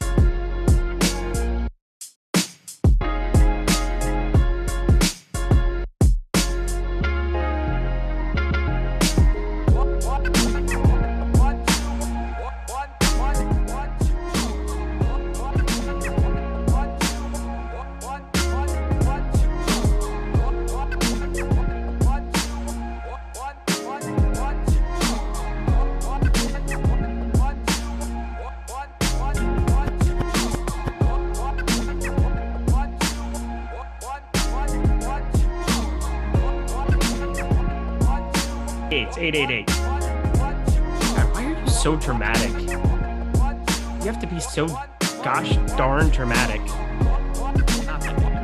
Go ahead. Yeah, give me the countdown. Whatever. Drama queen. What's going on, everybody? Oh, that was the one I was looking for. And woo, Jordan Klein getting it going right. You guys can't see that, which is great because it's inappropriate. Welcome to MLB Live Before Lock. I'm Eric Lindquist. Let's talk through a 15-gamer, shall we? All of the baseball teams in all of the land have come together.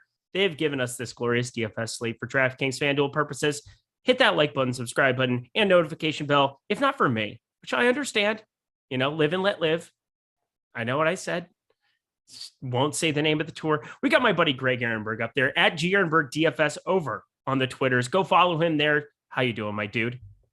15 games today, and there's only one team that anybody wants to play, and it's the Dodgers. So there may be 15 teams to choose from, but most people are, or 15 games, 30 teams to choose from.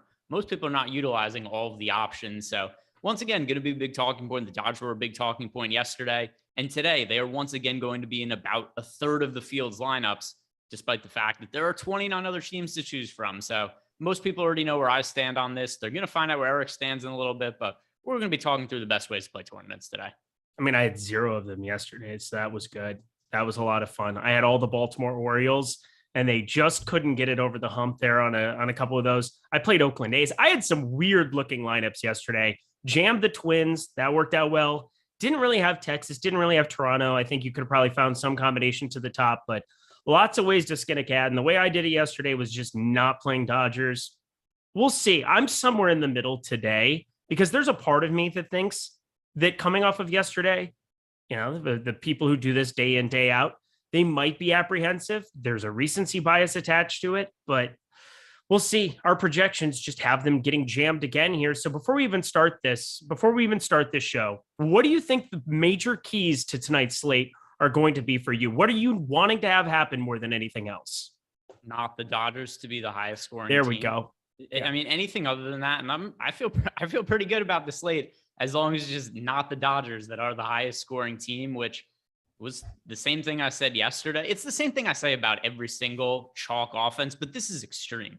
The fact that we have a 15-game slate and there's going to be a team in 32%. We have 5-game slates where there's not a team that's picking up north of 30% ownership as a stack. So the Dodgers are going to be massively popular. And to bring back a talking point from yesterday, the Dodgers could be the highest scoring team on the slate.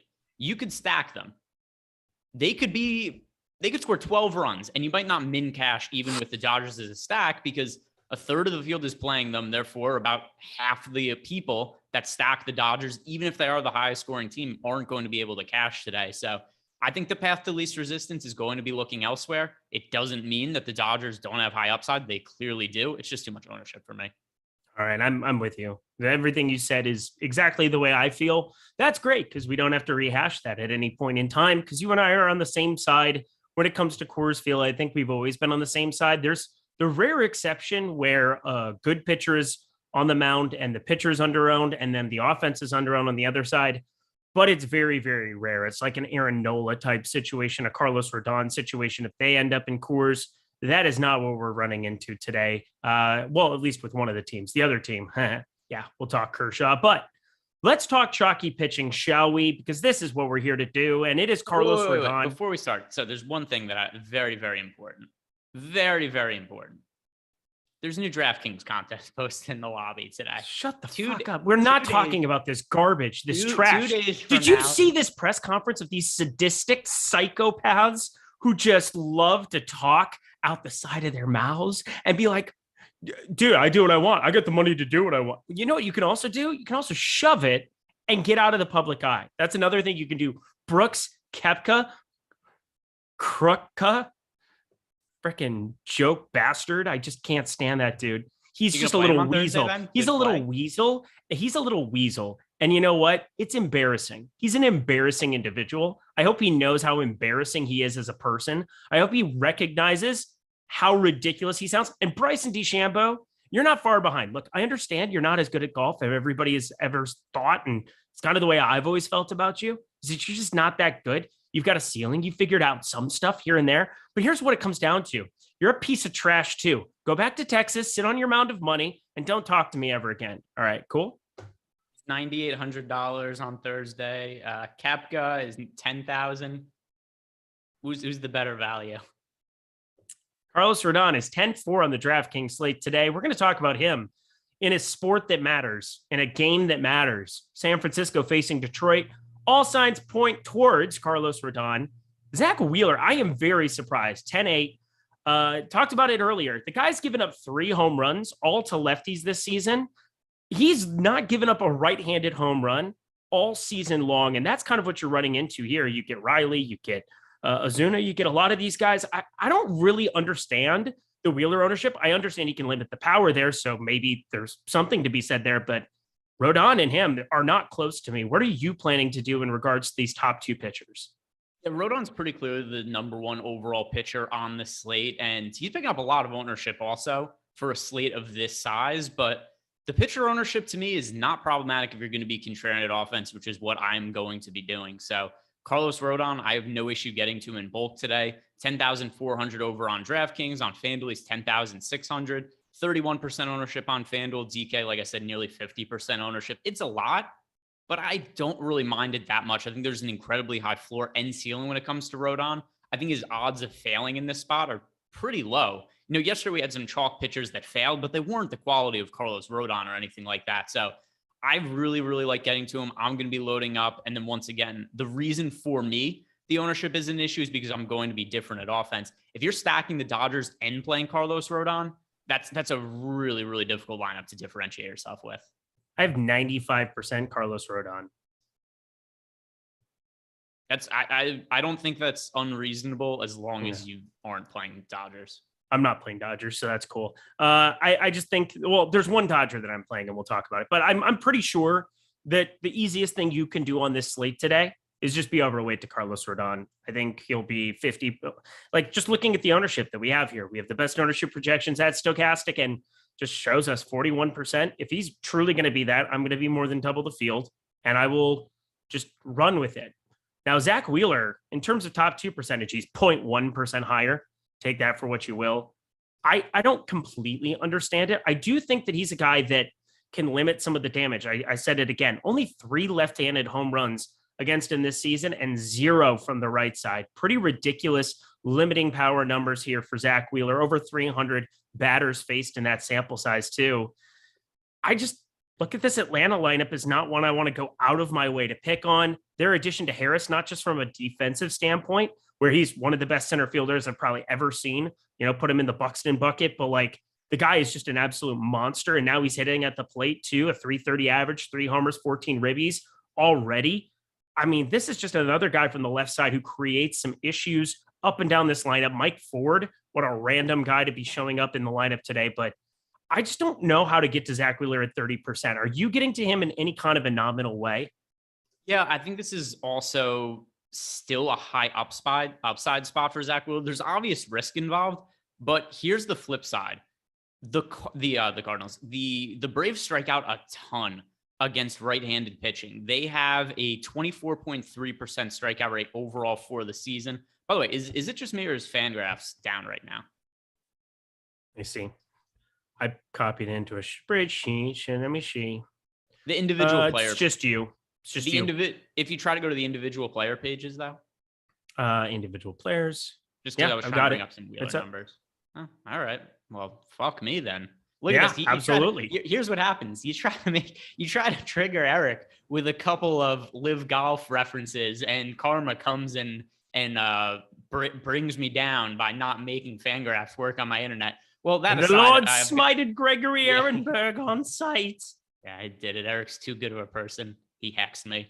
Well, anyway, the Atlanta Braves, I don't know the exact number, but I know they have one of the highest strikeout rates in all of baseball against right-handed pitching. And they're going up against a pitcher in Zach Wheeler, who the start of the year, Wheeler's velocity was down. He struggled a little bit, but I mean, he's arguably been the best starting pitcher in the National League over the last month or so. So I think there's a whole bunch of upside in Zach Wheeler, and maybe 33% is a little aggressive. I don't have that much in the build that I've made, but I understand why people are getting to him. Oh man. Little bit of foreshadowing there, Butto Jenkins. Yeah, I'm playing him. We'll get there as we move down the list here. But we talked about the 2 expensive guys. There's this 9K range that I think is pretty heavy with tournament options, whether it's Morton. I know somebody that you've been higher on than me in some spots, and we're starting to see some of those strikeouts emerge. Robbie Ray against Baltimore is the guy getting all the ownership. But I kind of like Sean Manaea going up against Arizona. Arizona's a team that I think I've played above expectation. I'm not playing them today against a lefty. I think this team is going to be more prone against righties to be a team that I get to going forward. But who are you landing on the most in the 9K range? Nice. Fangraphs is back. All right. So in the 9K range, and this is somebody that I have liked quite a bit at low ownership this year, and that is Zach Gallen. And one thing that this needs a caveat. It's very dependent on Manny Machado being out of the lineup. We've seen so many days in a row now where the Padres, they haven't been placing Machado on the injured list because they're holding out hope that he's going to come back. And it seems he's going to be back sometime in the near future because he hasn't been put on the injured list. If they knew he was going to keep missing games, you'd have to think that they would just do that to get the roster spot from him. But assuming he's out of the lineup, this is not a difficult matchup going up against the San Diego Padres. And I could pull up all He's out of the lineup. What's that? He's out of the lineup. Oh, did we just get it? Yeah, let me pull it up here. It is. Oh, here we go. Yeah, we got it just as we were starting. Grisham, Profar, Cronenworth, Alfaro, Hosmer, Voigt, Mazzara, Kim, and Abrams. Yeah, I'm going to give him a little bump up. I thought Machado was going to get back today. This is the first time I actually thought Machado was going to play. Well, there's been a lot of times the Padres have said, hey, Machado's going to play tonight. Reporters said he's expected to play, and then he's just never in the lineup. This is not a very... Yeah, they're bad. Alfaro's batting fourth for the Padres today. Sure is. That is not a great lineup. And then also Gallen's been really, really good this year. And overall, we've seen some really high upside performances from him over the last few years. And he's never really all that popular. There's individual smaller slates where he garners ownership. But by and large part, Zach Gallen is rarely a popular starting pitcher for DFS purposes.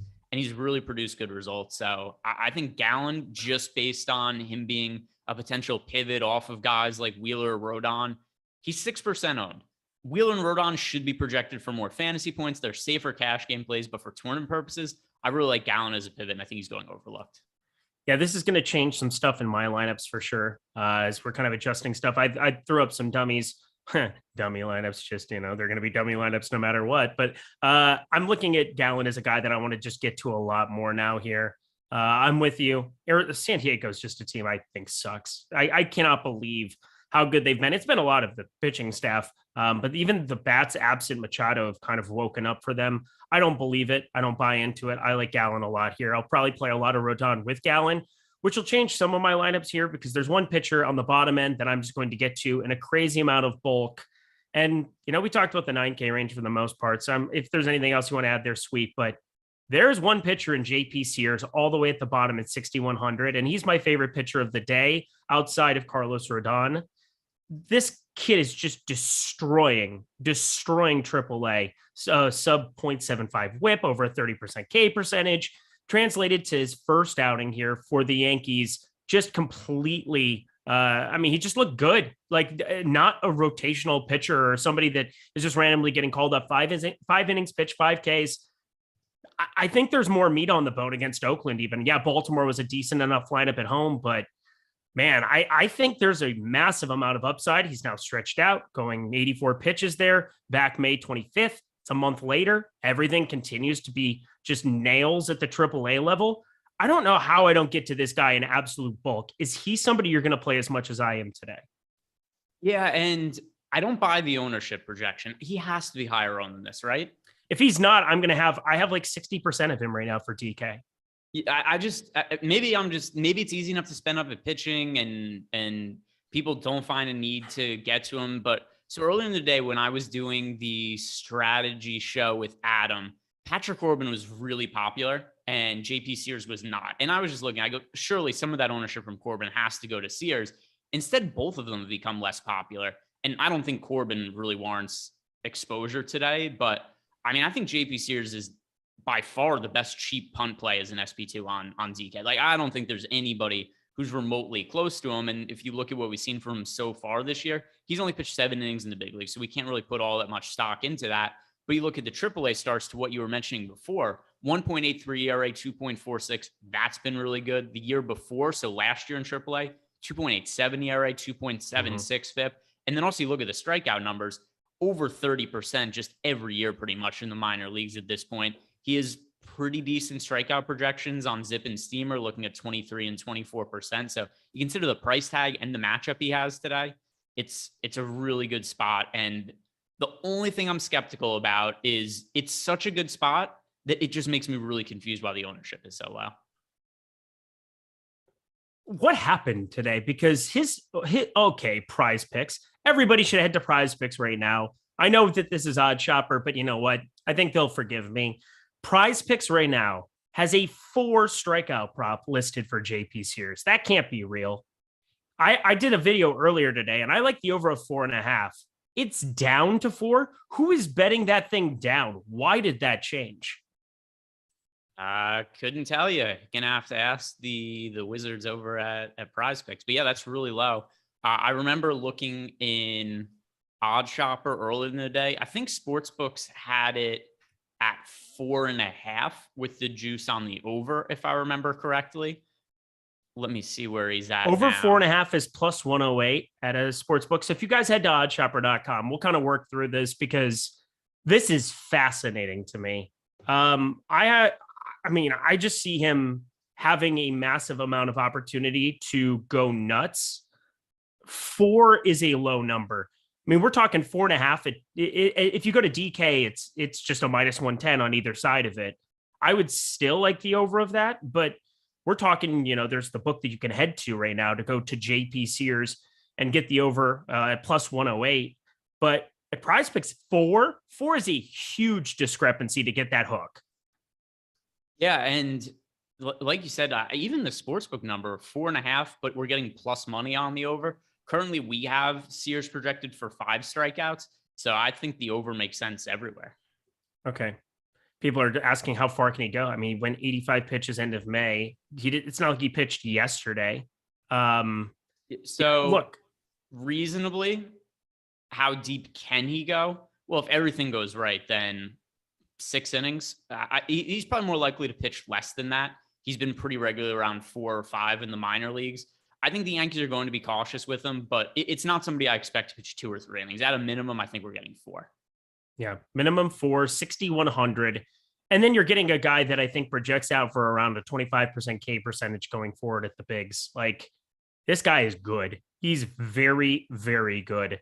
Over a 4, I like that a lot. I think you guys should hit that up. Use promo code Awesemo. It's still promo code Awesemo over there. Get that $100 first match deposit bonus over at Prize Picks. Can't tell you how easy that is. AWESEMO. Go use that. Get $100 free with you. Yeah, I threw that out there for them. They sponsor enough stuff for us where I want to give them a special shout out. I can't believe 4 is the number there, but I digress. Let's get back to talking some DFS pitchers here. We've still got 40 minutes until lock. We got plenty of time here. On the top end, there are some more intriguing options. I think Zach Gallen is now the most intriguing night K option. Probably going to have some of my Skubal turn into Gallen here just because of the matchup here. Skubal has not been good of late, but I don't really care. I'm going to selfishly still play a little bit of him.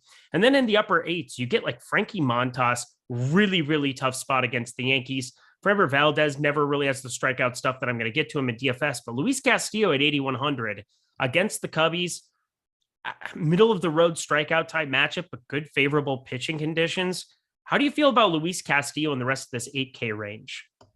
Yeah, can we go back to the 9K range for a second? Sure. There's one more guy that I really like getting overweight to the field on. That's Charlie Morton's low owned again today. And the matchup against the Phillies individually, it's not the best matchup, but there's no more Bryce Harper.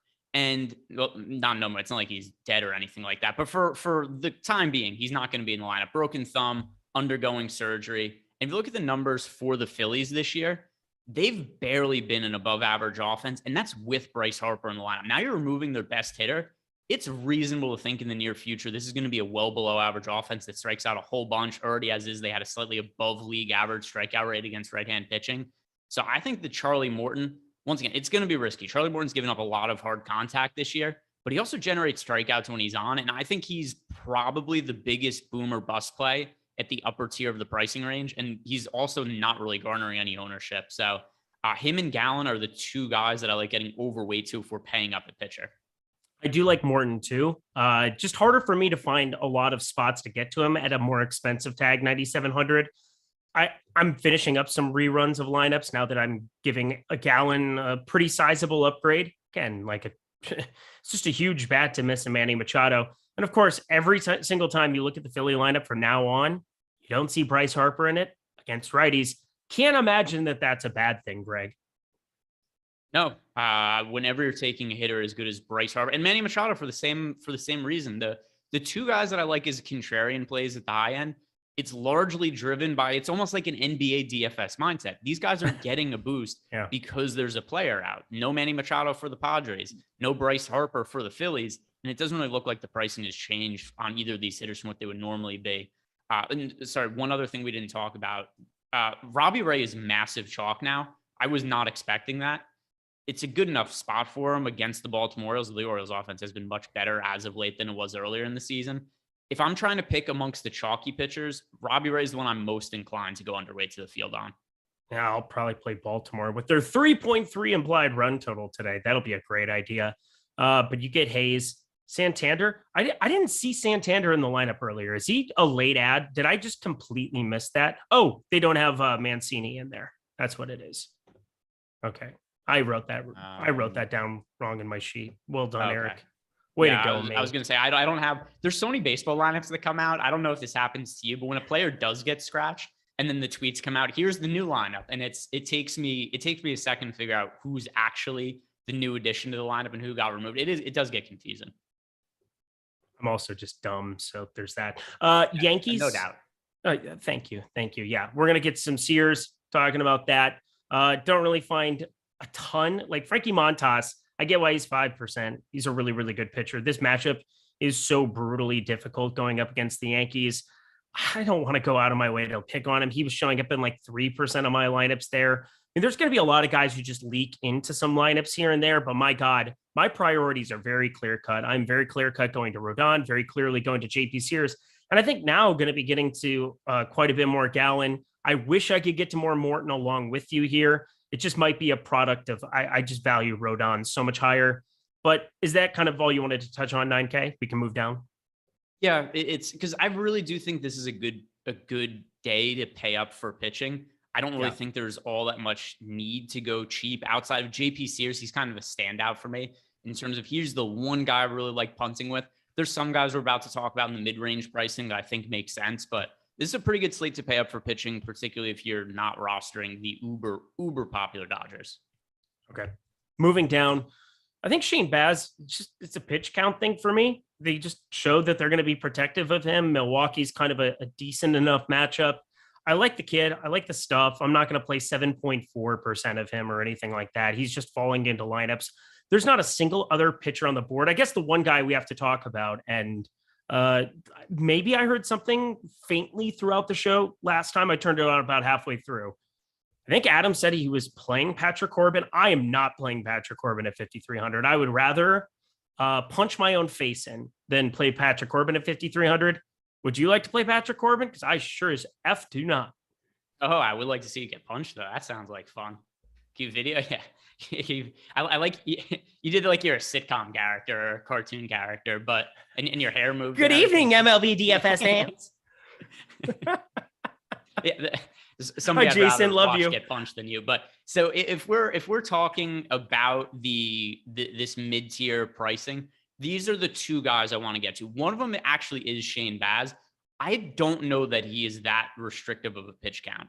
I think it's been more circumstantial because he was pitching really well last time out, but also keep in mind, he had an outing against the New York Yankees. That's not exactly an easy offense to navigate. He threw 78 pitches, but the events leading up to him getting pulled, he gave up a home run, then he walked a couple of hitters, and then they took him out. I don't know. Maybe he does have a pitch count. I don't know for sure that he does, though. And if we're going to see him fully unleashed, throwing, 90 plus pitches, there's a lot of upside in that price tag because as much as he's had some blow up starts this year and he's a young pitcher, he's going to have some inconsistencies. He's really good stuff. 97 miles per hour average on his fastball, but he strikes out nearly 30% of the hitters he faces. And that to me is really appealing. So I think there's a lot of upside in this spot and the field doesn't really seem to be there as much as I think the upside indicates.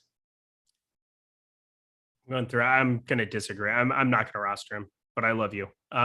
You're very sharp. Of course, Shane Baz is just going to mow down Brewers now, make me feel like a dunce cap. 7,600.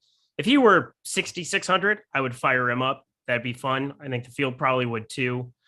It's just a product of this slate. I'm just going to get all the way up to those guys on the top end, drop down, get who I need to on the bottom end. That's just going to be this JP fellow who I didn't know existed until yesterday. So that's going to be how it works for me. But anybody else down here at the bottom end, I'm with you. I think it's a day to pay up at pitcher for the most part.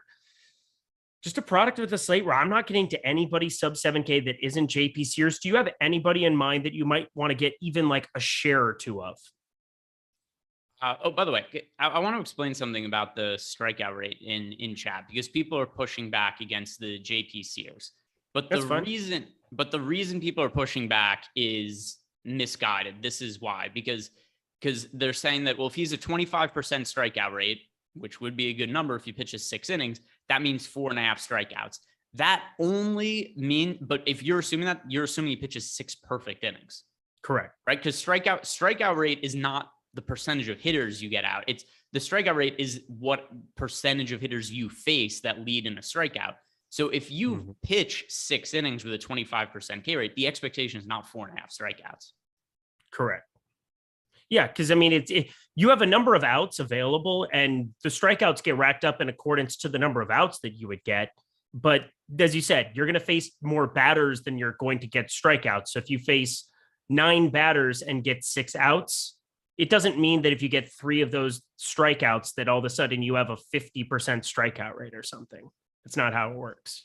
Yeah, and or else if that was how strikeout rate worked, and the top pitchers in baseball at 30% strikeout, it's like we never see guys strike out more than 8 hitters.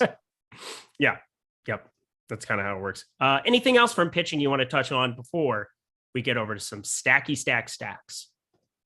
Not really. I'm just looking through some of the ownership to see if there's anything that's changed since we started, but not really. I think we've covered everything that we need to. I'm with you. I'm not playing Patrick Corbin at all today. Easy matchup against the Pirates. I would still be more inclined to play the Pirates than Patrick Corbin, because Patrick Corbin is just total garbage.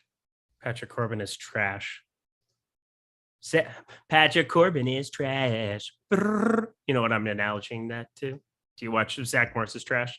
No, I have no clue what any of the references you just made are. Zach Morris's trash, Saved by the Bell. It's amazing. It's part of my upbringing. I'm assuming you're my age. Part of your upbringing too. No, because I watched The Simpsons when I was a kid in South Park. Oh yeah, that's fair. I watched South Park. Everybody watched South Park. Now you stupid cow. Yeah, I was never. I just want to go get hot. Yeah, South Park is the nuts. Yes, and I didn't really care for those other shows. Okay, well, Zach Morris's trash is just a recap show. Funny or Die did, where they just recap how bad of a person Zach Morris was, because all the storylines are really, like in retrospect, really aggressive. Like Zach Morris did some terrible, awful, no good, very bad things. Was he a little touchy-feely in a time that it was a little more accepted? Yeah, so it's everything. It's like right. Zach Morris, or the things he would do to get a date with a girl, where just like he would lie about his resume, and then he would have his best friend make fun of a girl and fat shame her and do all this stuff, and to be in the same episode. And then the very end is Zach Morris is trash. And that's the whole basis of the show. It's just 5-minute clips. It's incredible. I've never heard of it, but I can see how that's possible. I think a lot of those shows from the 90s haven't really aged particularly well. All right. See, DM Brian, it's like, it's an effing hysterical thing. It's really funny going back and watching, but not funny, more informative, more amazing is Stokastic Plus. Today, look at this. Jordan Klein, he's just like, please get on with it. Stop talking about shitty TV that came out 10 years before I was born because I'm a child. But I digress. Here it is. You guys get top stacks completely free to you. As Greg and I work down the board here talking about it, you can play along at home. Head to the top stacks tool at Stokastic. But more importantly, get Stokastic here for MLB Live. That's the promo code MLB Live. 50% off your first month of Stokastic Plus today. Not just the MLB top stacks tool that is free today, but top pitchers tool, top batters tool. Everything you could possibly want, need, enjoy is available for you in every DFS sport. PGA, this entire week, we have the PGA golf rankings just for you guys, not in that tour that shall be not named, but the John Deere Classic, the actual golf tournament going on, the actual PGA Tour event that you should know and care about. We'll have all of those for you guys, the PGA Golfer rankings. Check those out. So stop guessing, start winning. Use promo code MLB Live to get 1 month of Stokastic Plus 50% off. Okay, that's all I needed. That was enjoyable. I feel it's very cathartic to talk about this tour that shall but not be named and talk about all the great people and the great things that are happening elsewhere. But we start with the Dodgers. And there was a question from GQ earlier. I bookmarked it. I wanted to ask you here because I think you and I have made it very clear we're not going to be stacking the Dodgers. But he wanted to know, Greg, will you still be playing these batters as one-offs or 2-mans and 3-mans for DraftKings purposes today? Yeah, so in less contrarian lineups, it's not problematic. If you have, let me look through the most recent stack ownership and refresh this as we're talking through the stacks. But all right, so we have the Rangers, for instance, projected with pretty good odds to be one of the top scoring teams on the slate. We have them with only 4% ownership, which, 6% top stack odds with 4% ownership. That's a pretty good outlook for a stack on a slate of this size. If you have a Texas Rangers stack, you're cool to play, 1 or 2 Dodgers in it. And that's for DraftKings purposes. The Rangers are a little more popular on FanDuel, but a team that would also make sense is, let's say you're playing for FanDuel purposes, the Nationals or the Boston Red Sox, 2 teams that are positively leveraged. And also a team like the Nationals particularly is not especially expensive. Those are spots where you could play some chalk hitters. You don't need every single player in your lineup to be contrarian, but you don't want every single player to be chalk because then you're just overlapping a lot of people. So there are spots you could play chalk in baseball, but it just can't be the entire lineup. So yeah, of course, you could definitely play the Dodgers as individual players. If you want, you could play them as 5-man stacks. I am not doing it, but if you are, you should play contrarian pitchers. Did I do that? There it is. I had to do it for somebody. Who Jordan Klein has no idea. Who was it that wanted to hear you talk about Urkel? Oh, Team McVay. It was Team McVay. There it is too. A little bit of that. That's kind of the more impressive part of it. Oh, Mr. Brooks, good to see you. It's fun. I never watched that show either. That was before me. Shame to you and your family on taco night. Oh, never. Nah, don't you bring taco night into this. Okay, that's fair. All right. So Dodgers, I wanted to at least explain that to GQ. Oh my Lord. Okay, Jordan Lockhart. Now we just have to give him all the attention. Sorry. We'll get back to stacks eventually here. But handing out 10 gifts, that wasn't enough. So the guy has to drop a 50 spot. Good karma, taking down the Millie tonight. God, I hope so. I can only imagine. Dude, $50 super chat again. Let's all win for Stokastic Plus. Good daily fantasy sports advice. Love you, Greg and Eric. We love you, Jordan Lockhart. Dude, good luck. Good luck to anybody playing that $2,500. I wanted to. I was thinking about it. You get married and all of a sudden it's like, I can't. I'm just a pansy. I was like, oh, well, I'll fire it in. I saw that there was a $150 over on FanDuel, so I have a couple in that. That seemed more my style, more my speed. That's all. Let me see what was but the Jordan Lockhart is the goat Unreal. of super chats. The goat of super chats. Stone cold goat. Family Matters did come out before I was born, by the way. Days go by. It's the bigger love, the family. It started airing in the 80s. That's before me.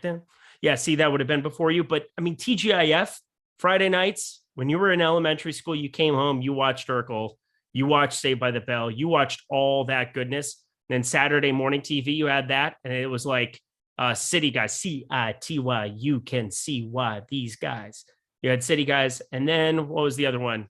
Hang Time. Jam It Forever. The thing that's funny is you and I are about the same age. You're a few years older than me. But this is something I miss out on because shows that started in the 80s and then Family Matters stopped airing when I was like 6 or 7. So I just wouldn't have seen it. California Dreams. Good call by Hold'em King 9. See, no, here's what it was. You were watching your cartoons and you love them. My little brother, it was the same thing. I loved Dragon Ball Z. That was my jam growing up. Oh, same. That was the jam. All right, well, let's go Super Saiyan. Let's figure out some shit here, shall we? Who are the stacks? Okay, but this is my favorite question to start asking you now. One stack to rule them all, one stack to find them. Yes, that's a Strider reference in case Emacs in chat, which doesn't look like he is today. That's out. I almost, instead of saying sad, I almost said Saudi. Oh my God, they've got you. Did they install a chip in your brain?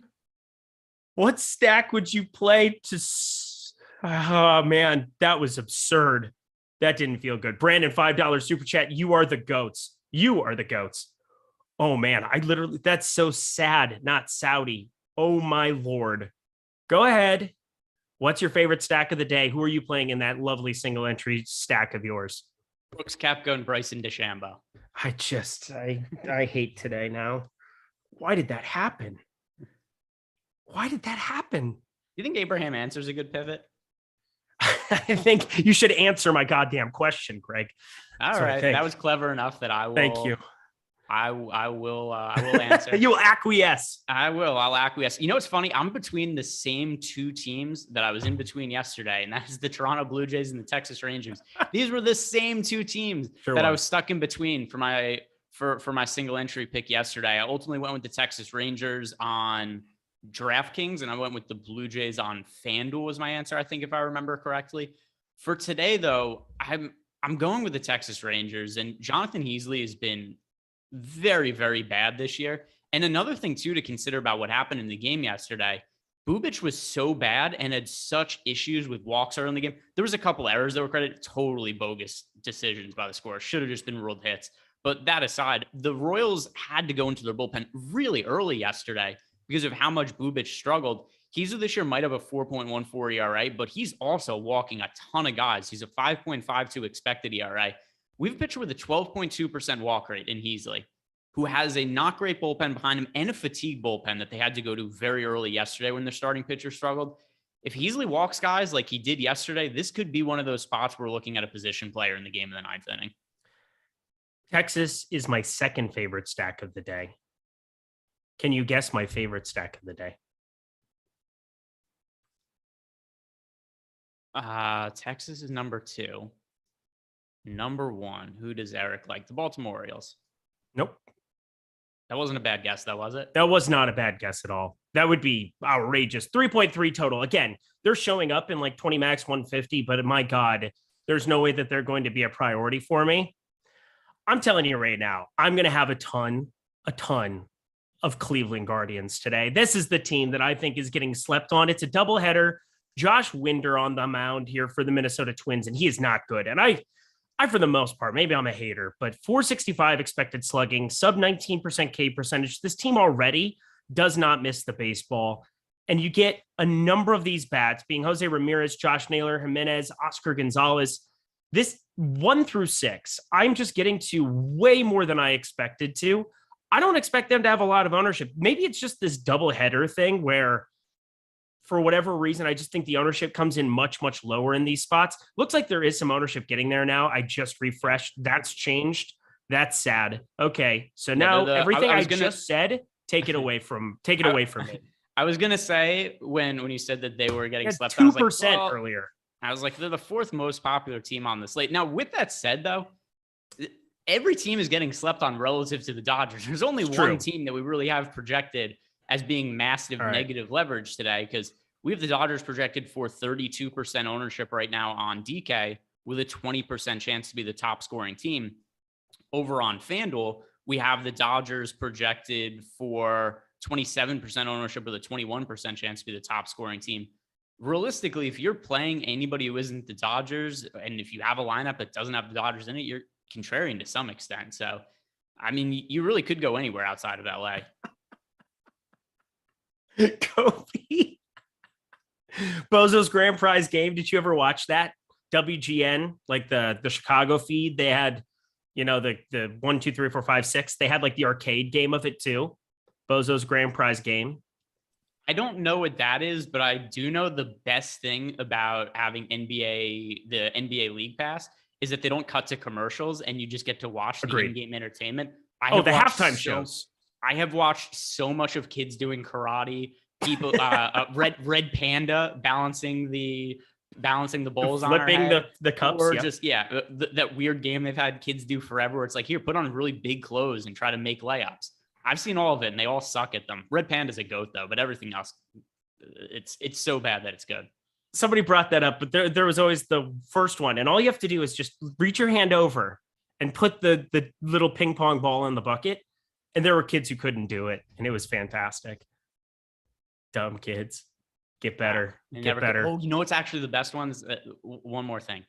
Look up Japanese game shows. It is interesting.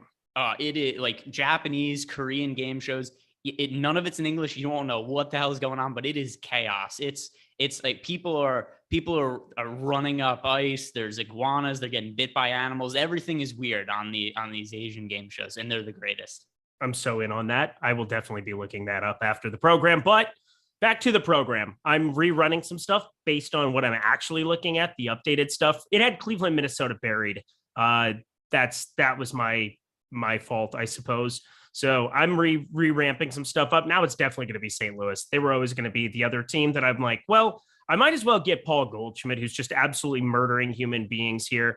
I don't believe in this Braxton Garrett character. Dakota Hudson isn't so good himself on the other side. 86 degrees, humid, muggy, awful in terms of real life. Great for hitting baseballs out there in St. Louis today. So I'm definitely giving that entire game a little bit of an upgrade. So might be St. Louis for me in a single entry type style tournament today, but I'm only in the 25. I'm not playing a ton of single entry stuff here today. So little St. Louis, though, that's going to be kind of a team that I've got my eye on. And then we just kind of open up the board because after the Dodgers, it gets just play whoever you want. Pittsburgh's going to be possible or a very popular stack, second most popular actually behind the Dodgers. That's crazy to think about, but it makes sense against Patrick Corbin. I love targeting him. And I think there's enough pieces that I can get to here and there. But who are some other stacks that you find yourself getting to today, Greg? Yeah, so I'm also refreshing the ownership and seeing what the latest numbers look like before I do one final run of everything.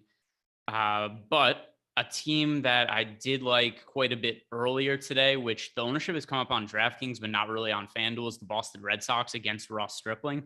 I'm always a little skeptical of Stripling's numbers just because for his career, and by the way, he's pitched solid this year, but overall for his career, his numbers are really heavily influenced by the time that he spent out of the bullpen. He's been much weaker as a starter than as a reliever. So when you get an offense as good as, oh, by the way, never mind, Boston, the ownership is down again in the most recent run. So right around 1% owned now, the Boston Red Sox. That is not enough ownership for an offense with this much firepower going up against a pitcher in Ross Stripling, who, while he has produced good numbers at times and good this year, I'm always skeptical, like I said, of him whenever he has to pitch extended innings. So I think this is a good spot for Boston just because of how low that ownership is. Let's talk other stacks that we're not getting to. Are there some stacks that are garnering some attention? Are you planning to play Pittsburgh? Or are you planning to play some of these other teams? The Angels are coming in pretty high owned. I mean, we have the normal Angels you want to get to. It is Johnny Cueto, but I just don't find myself getting to them today. Cleveland, I'm definitely looking in the mirror and seeing the fault of my ways and not going to play them anymore. So that's cool. Are there teams like that you're not going to get to today?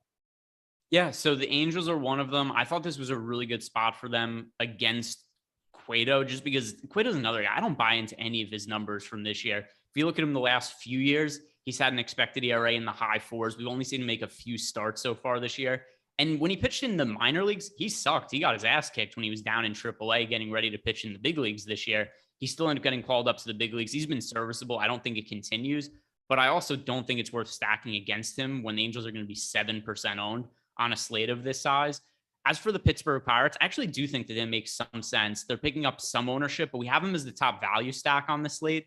They are so cheap and Patrick Corbin is so bad that I like the idea of I could play 5 Pirates, I could play whatever 2 pitchers I like, and I could plug in 3 bats that are fairly expensive. I wouldn't use the Dodgers as plugins in Pirate stacks because I think that is going to be a really popular build. But if you're going to make a 5-man stack and then use some secondary players who are from, say, like the Boston Red Sox or something like that are going to be garnering less ownership, or the Toronto Blue Jays, that to me is something that is an appealing build. Okay. Well, we continue on. I'm finding some ways. I said St. Louis is a team that I want to get to. Arizona, I generally like to stack up more than the field. I'm not going to do it today. Kind of going through the line. I mean, you can make some cases.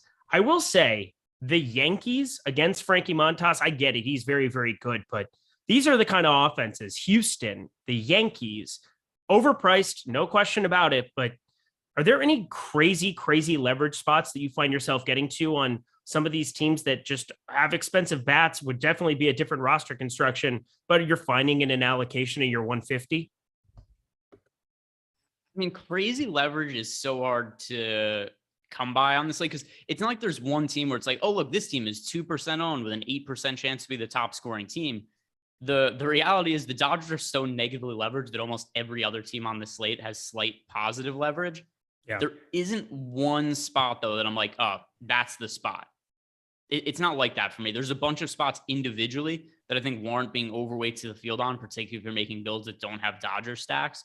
But not one team other than the Texas Rangers. That's the one I feel the best about. All right. Well, we will kind of recap, finishing up our lineups here, but go over to OddsShopper again, kind of plug them in the middle of the show. We're going to plug them again here now. They are our sponsor today. They have guys, I don't know, Alex Baker's pretty good at DFS. Heard of him. He's pretty good. Awesome himself. Steve DeColt's buzzard. We've got Sean's on. We've got so many. Eddie Lai wins everything all the time. Mr. Lai just absolutely crushing another baseball season here. If you want to get all of the great tools and content that they're using every single day for sports betting purposes now too, they're developing and putting it up at OddsShopper for your use. Go sign up, get an email over there today, and start winning some money here at the top of the board. I talked about JP earlier. I think that number is still too low, especially for my purposes here in California, playing over at Prize Picks. But Greg, is there a sports bet on the board for you today? Who is your dong call of today? Because I know that you've had a lot of those lately with your VODs. So the hottest dong pick of the day, which I wasn't able to record this because of my internet situation earlier when the electricity got pulled. But the one that is the number one bet over at OddsShopper, the number has come down a little bit earlier in the day. Jack Sawinski was plus 750 to homer. The number has dipped to plus 650. You and I were just talking about how bad a certain Patrick Corbin might be. He's going to be on the mound against Sawinski. And as a rookie this year, he's shown to have power. We've seen him. He had a 3-homer game. What was that, 3 weeks ago or something like that, where Sawinski launched 3 homers. It's a left-on-left matchup, but who gives a shit? Patrick Corbin doesn't get righties out. He doesn't get lefties out. He gets lit up by everybody. Yeah. So because we've seen some power upside from Sawinski, and I think he's going up against a pitcher who could certainly be prone to giving up hard contact. I like it when you're getting such long odds on him. Plus 650 to homer is the number now. It's not the 750 number anymore, but still, we have with a 19% chance to homer today, 42% expected win rate. That right there is the hottest dong pick of the day. You will not find a hotter dong pick on the internet, Eric. You sure will. Okay, cool. There it is. You heard it from Greg. There you go. Yeah, just Google hot dong picks. You won't find a better one. Promise. Yeah, just go to oddshopper.com. Feels like it won't shut down your computer when you do it. So do that. Thank you so much to all the guys doing amazing work over at OddsShopper. Help yourself. I don't know how I'm trying to say. We're having a good day up until this point, and now I'm frazzled because of hot dongs. But here we are. Well done to all the guys doing great work over at OddsShopper, helping you guys make every single month, making money every single day. Sign up with your email, play over there, win. It's great. It's really, really fun. All right, we're finishing out the show. Oh, yes. I saw the tail end of it. That's what matters. We're having so much fun here in chat. I love seeing all the nostalgia talk. If you've enjoyed it too, hit the like button as you guys start to head out of here. Don't head out of here yet. We still got a couple minutes, but dong picks. I want the actual dong pick. You don't have to give me any odds. You don't have to give me any value. We're just trying to identify a home run. Who's going to preload 14 fantasy points into our lineups today, Gregory? Well, let's see. Who would I like it to be? That's different than saying who you think. Well, no, because if I say who I think, then I would just pick like Aaron Judge and Dodgers bats. So, right. And don't say who you think. Give me somebody in the middle, somebody who kind of blends the two ideals together the way that our country cannot. All right. All right. So this is a reasonable one. Same team. Also the Pirates. Would also benefit my lineups. Diego Castillo. Is that a hot enough pick for you? Diego that is Castillo? Hot. That is some hot fire. I'm seeing Brad Miller. You're a lot of good contact lately. He's homered 4 times in the last week. Rin pack. I didn't see that until that was bad timing. Johnny Sins. That's a porn star, I'm assuming. That's a guy that you should probably. Yeah, right. Because Eric doesn't. I don't know who this is. The liar. I don't watch porn. It's bad for me. Absolute liar, and you're bad at it. I don't know what you're talking about. Diego Castillo, good dong pick. That's my pick. pick. Dong pick. That's a hot dong. Yeah, it is. Fuck yeah, let's go. Diego Castillo. It's the same matchup that I'm getting from Sawinski. Also Castillo, like I said, he's been homering a bunch lately. The series against Tampa Bay, he had 2 homers. One was a Corey Kluber start. One was a Jeffrey Springs start. Series before that against the Cubs, he homered off Keegan Thompson. Series before that against the Giants, he homered against Alex Wood. He's been hitting the ball pretty well for DFS purposes. This is also somebody I'm rostering as a one-off, a whole bunch. Super cheap, easy to plug into lineup, second base and shortstop eligibility on DK. Diego Castillo. I got a cheap dong pick. Like you go down to the curb, you say, I'm looking for the quickie special. Like we're looking for that. How about some Kyle Garlick in your life? Batting third for the Minnesota Twins against Connor Pilkington. His expected slugging on the season is 677, pretty much doing all his damage against lefties. We're talking an absurd amount of power out of the middle of nowhere with Mr. Kyle Garlick. Minnesota seems to have just all of these guys just built up there. 6 homers already on the season for him in 69 at bats. That's absurd. That's an absurd rate. Kyle Garlick on the cheap end. Enjoy a garlic dong, if you will. I don't mind it. By the way, I think here's what we have to start doing. We do dong picks. Eggplant emojis in the chat. Eggplant emojis in the chat. I think it's got to be emojis in the chat. Yeah. Eggplant emojis and maybe a face. Which face is that? Let me see if I can find it here. Shock, surprise. This one. There we go. Found it. Oh, there it is. Oh no, this is the one I want to use. All right, there. Look, there's the emoji. This is riveting television. Oh yeah, we're just putting emojis, just emojis in the chat. This is very riveting. By the way, riveting that does not look like a shocked face from a hot dog pick. That looks like something. Yeah, that's something different, Eric. It's weird. Tip to tip. How come the eggplant emoji? Yeah, there we go. How come the eggplant emoji gets censored? It's kind of weird. Show it. Let me guess, because I'm sure, Craig, let's use common sense. I have a feeling I know why it's censored, because there's times when you probably could you imagine doing like a YouTube live conference or something and people just automatically put eggplant emojis the whole time? Well, it's one of the preloaded emojis. It's a preloaded emoji into YouTube. Yeah. I get it though. Jordan Klein's having fun. Jordan Klein's a child. That's what we're learning. He really likes this. Eric's dong pick is garlic. It's garlic flavored. Garlic flavored eggplant of some nature. We generally go position by position. Do we even want to do that? Because I have 48,000 things, and I'm not so much playing people at positions as much as I am fading the Dodgers. Does that make sense? So here's a question. Who is your most rostered player as a hitter, and how much exposure do you have to them? Dylan Carlson, 21%. Yeah. Diego Castillo for me at 18%. Dylan Carlson batting second for the Cardinals. Have a lot of them. He's kind of the guy who's showing up the most in those capacities. And then that Josh Smith character, that Mormon dude, just keeps showing up in everything I do. One line, DK. Who are your two starting pitchers? Easy. Rondon and Sears. He's in 14% of my lineups as well. So, I mean, also that's my most rostered stack today is Texas Rangers. So no issue with that. But it's hard to really advocate for any individual hitters on a 15-game slate. It's like, oh, I love this guy. He's in 8% of my lineups. It's like there aren't that many guys where it's really like, oh, I get a lot of exposure to him. All right. Well, I think that kind of does it for us then. Rodon, Sears mostly. Yeah, that is absolutely what it is. Just to recap, your favorite contrarian. So, I mean, I'm going to call Sears somewhat contrarian because it doesn't seem like people are playing him as much as they should. But your favorite contrarian pitcher, your favorite guy not named Rodon, and your favorite stacks to get to. The top 3 stacks, Greg. All right. So my favorite contrarian pitcher, we're considering Sears. So on the low end, Sears. On the high end, Zach Gallen. Mm-hmm. As far as give yours, and then I'll give my stacks after. Okay. Yeah. My favorite one now is just getting to Sears. I mean, he's just like, he's in everything that I'm doing today in like a very pronounced way.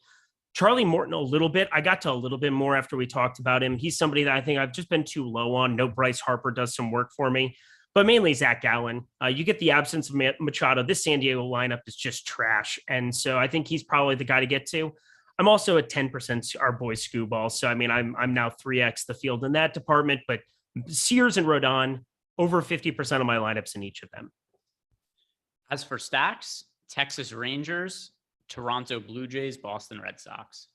All right. And mine is going to be the Texas Rangers, the St. Louis Cardinals. So, I mean, that makes sense why those two were my two highest owned pitchers. And the Minnesota Twins against Mr. Connor Pilkington. There we are. Pretty much flat leverage there, but just getting so many cheap bats along with some really high upside hitters. That'll do it for us today. Thank you so much to Jordan Klein for playing along, with our badness, not cutting the feed at any point, even with stuff being said. You're loved. Can't wait to see you soon. Okay. Greg, we're going to get out of here. Any final words for the people? Nope. That'll do. We haven't really asked for likes or subscriptions at all during the show. So before you guys go, like the video, subscribe to the YouTube channel. Like it. Goodbye.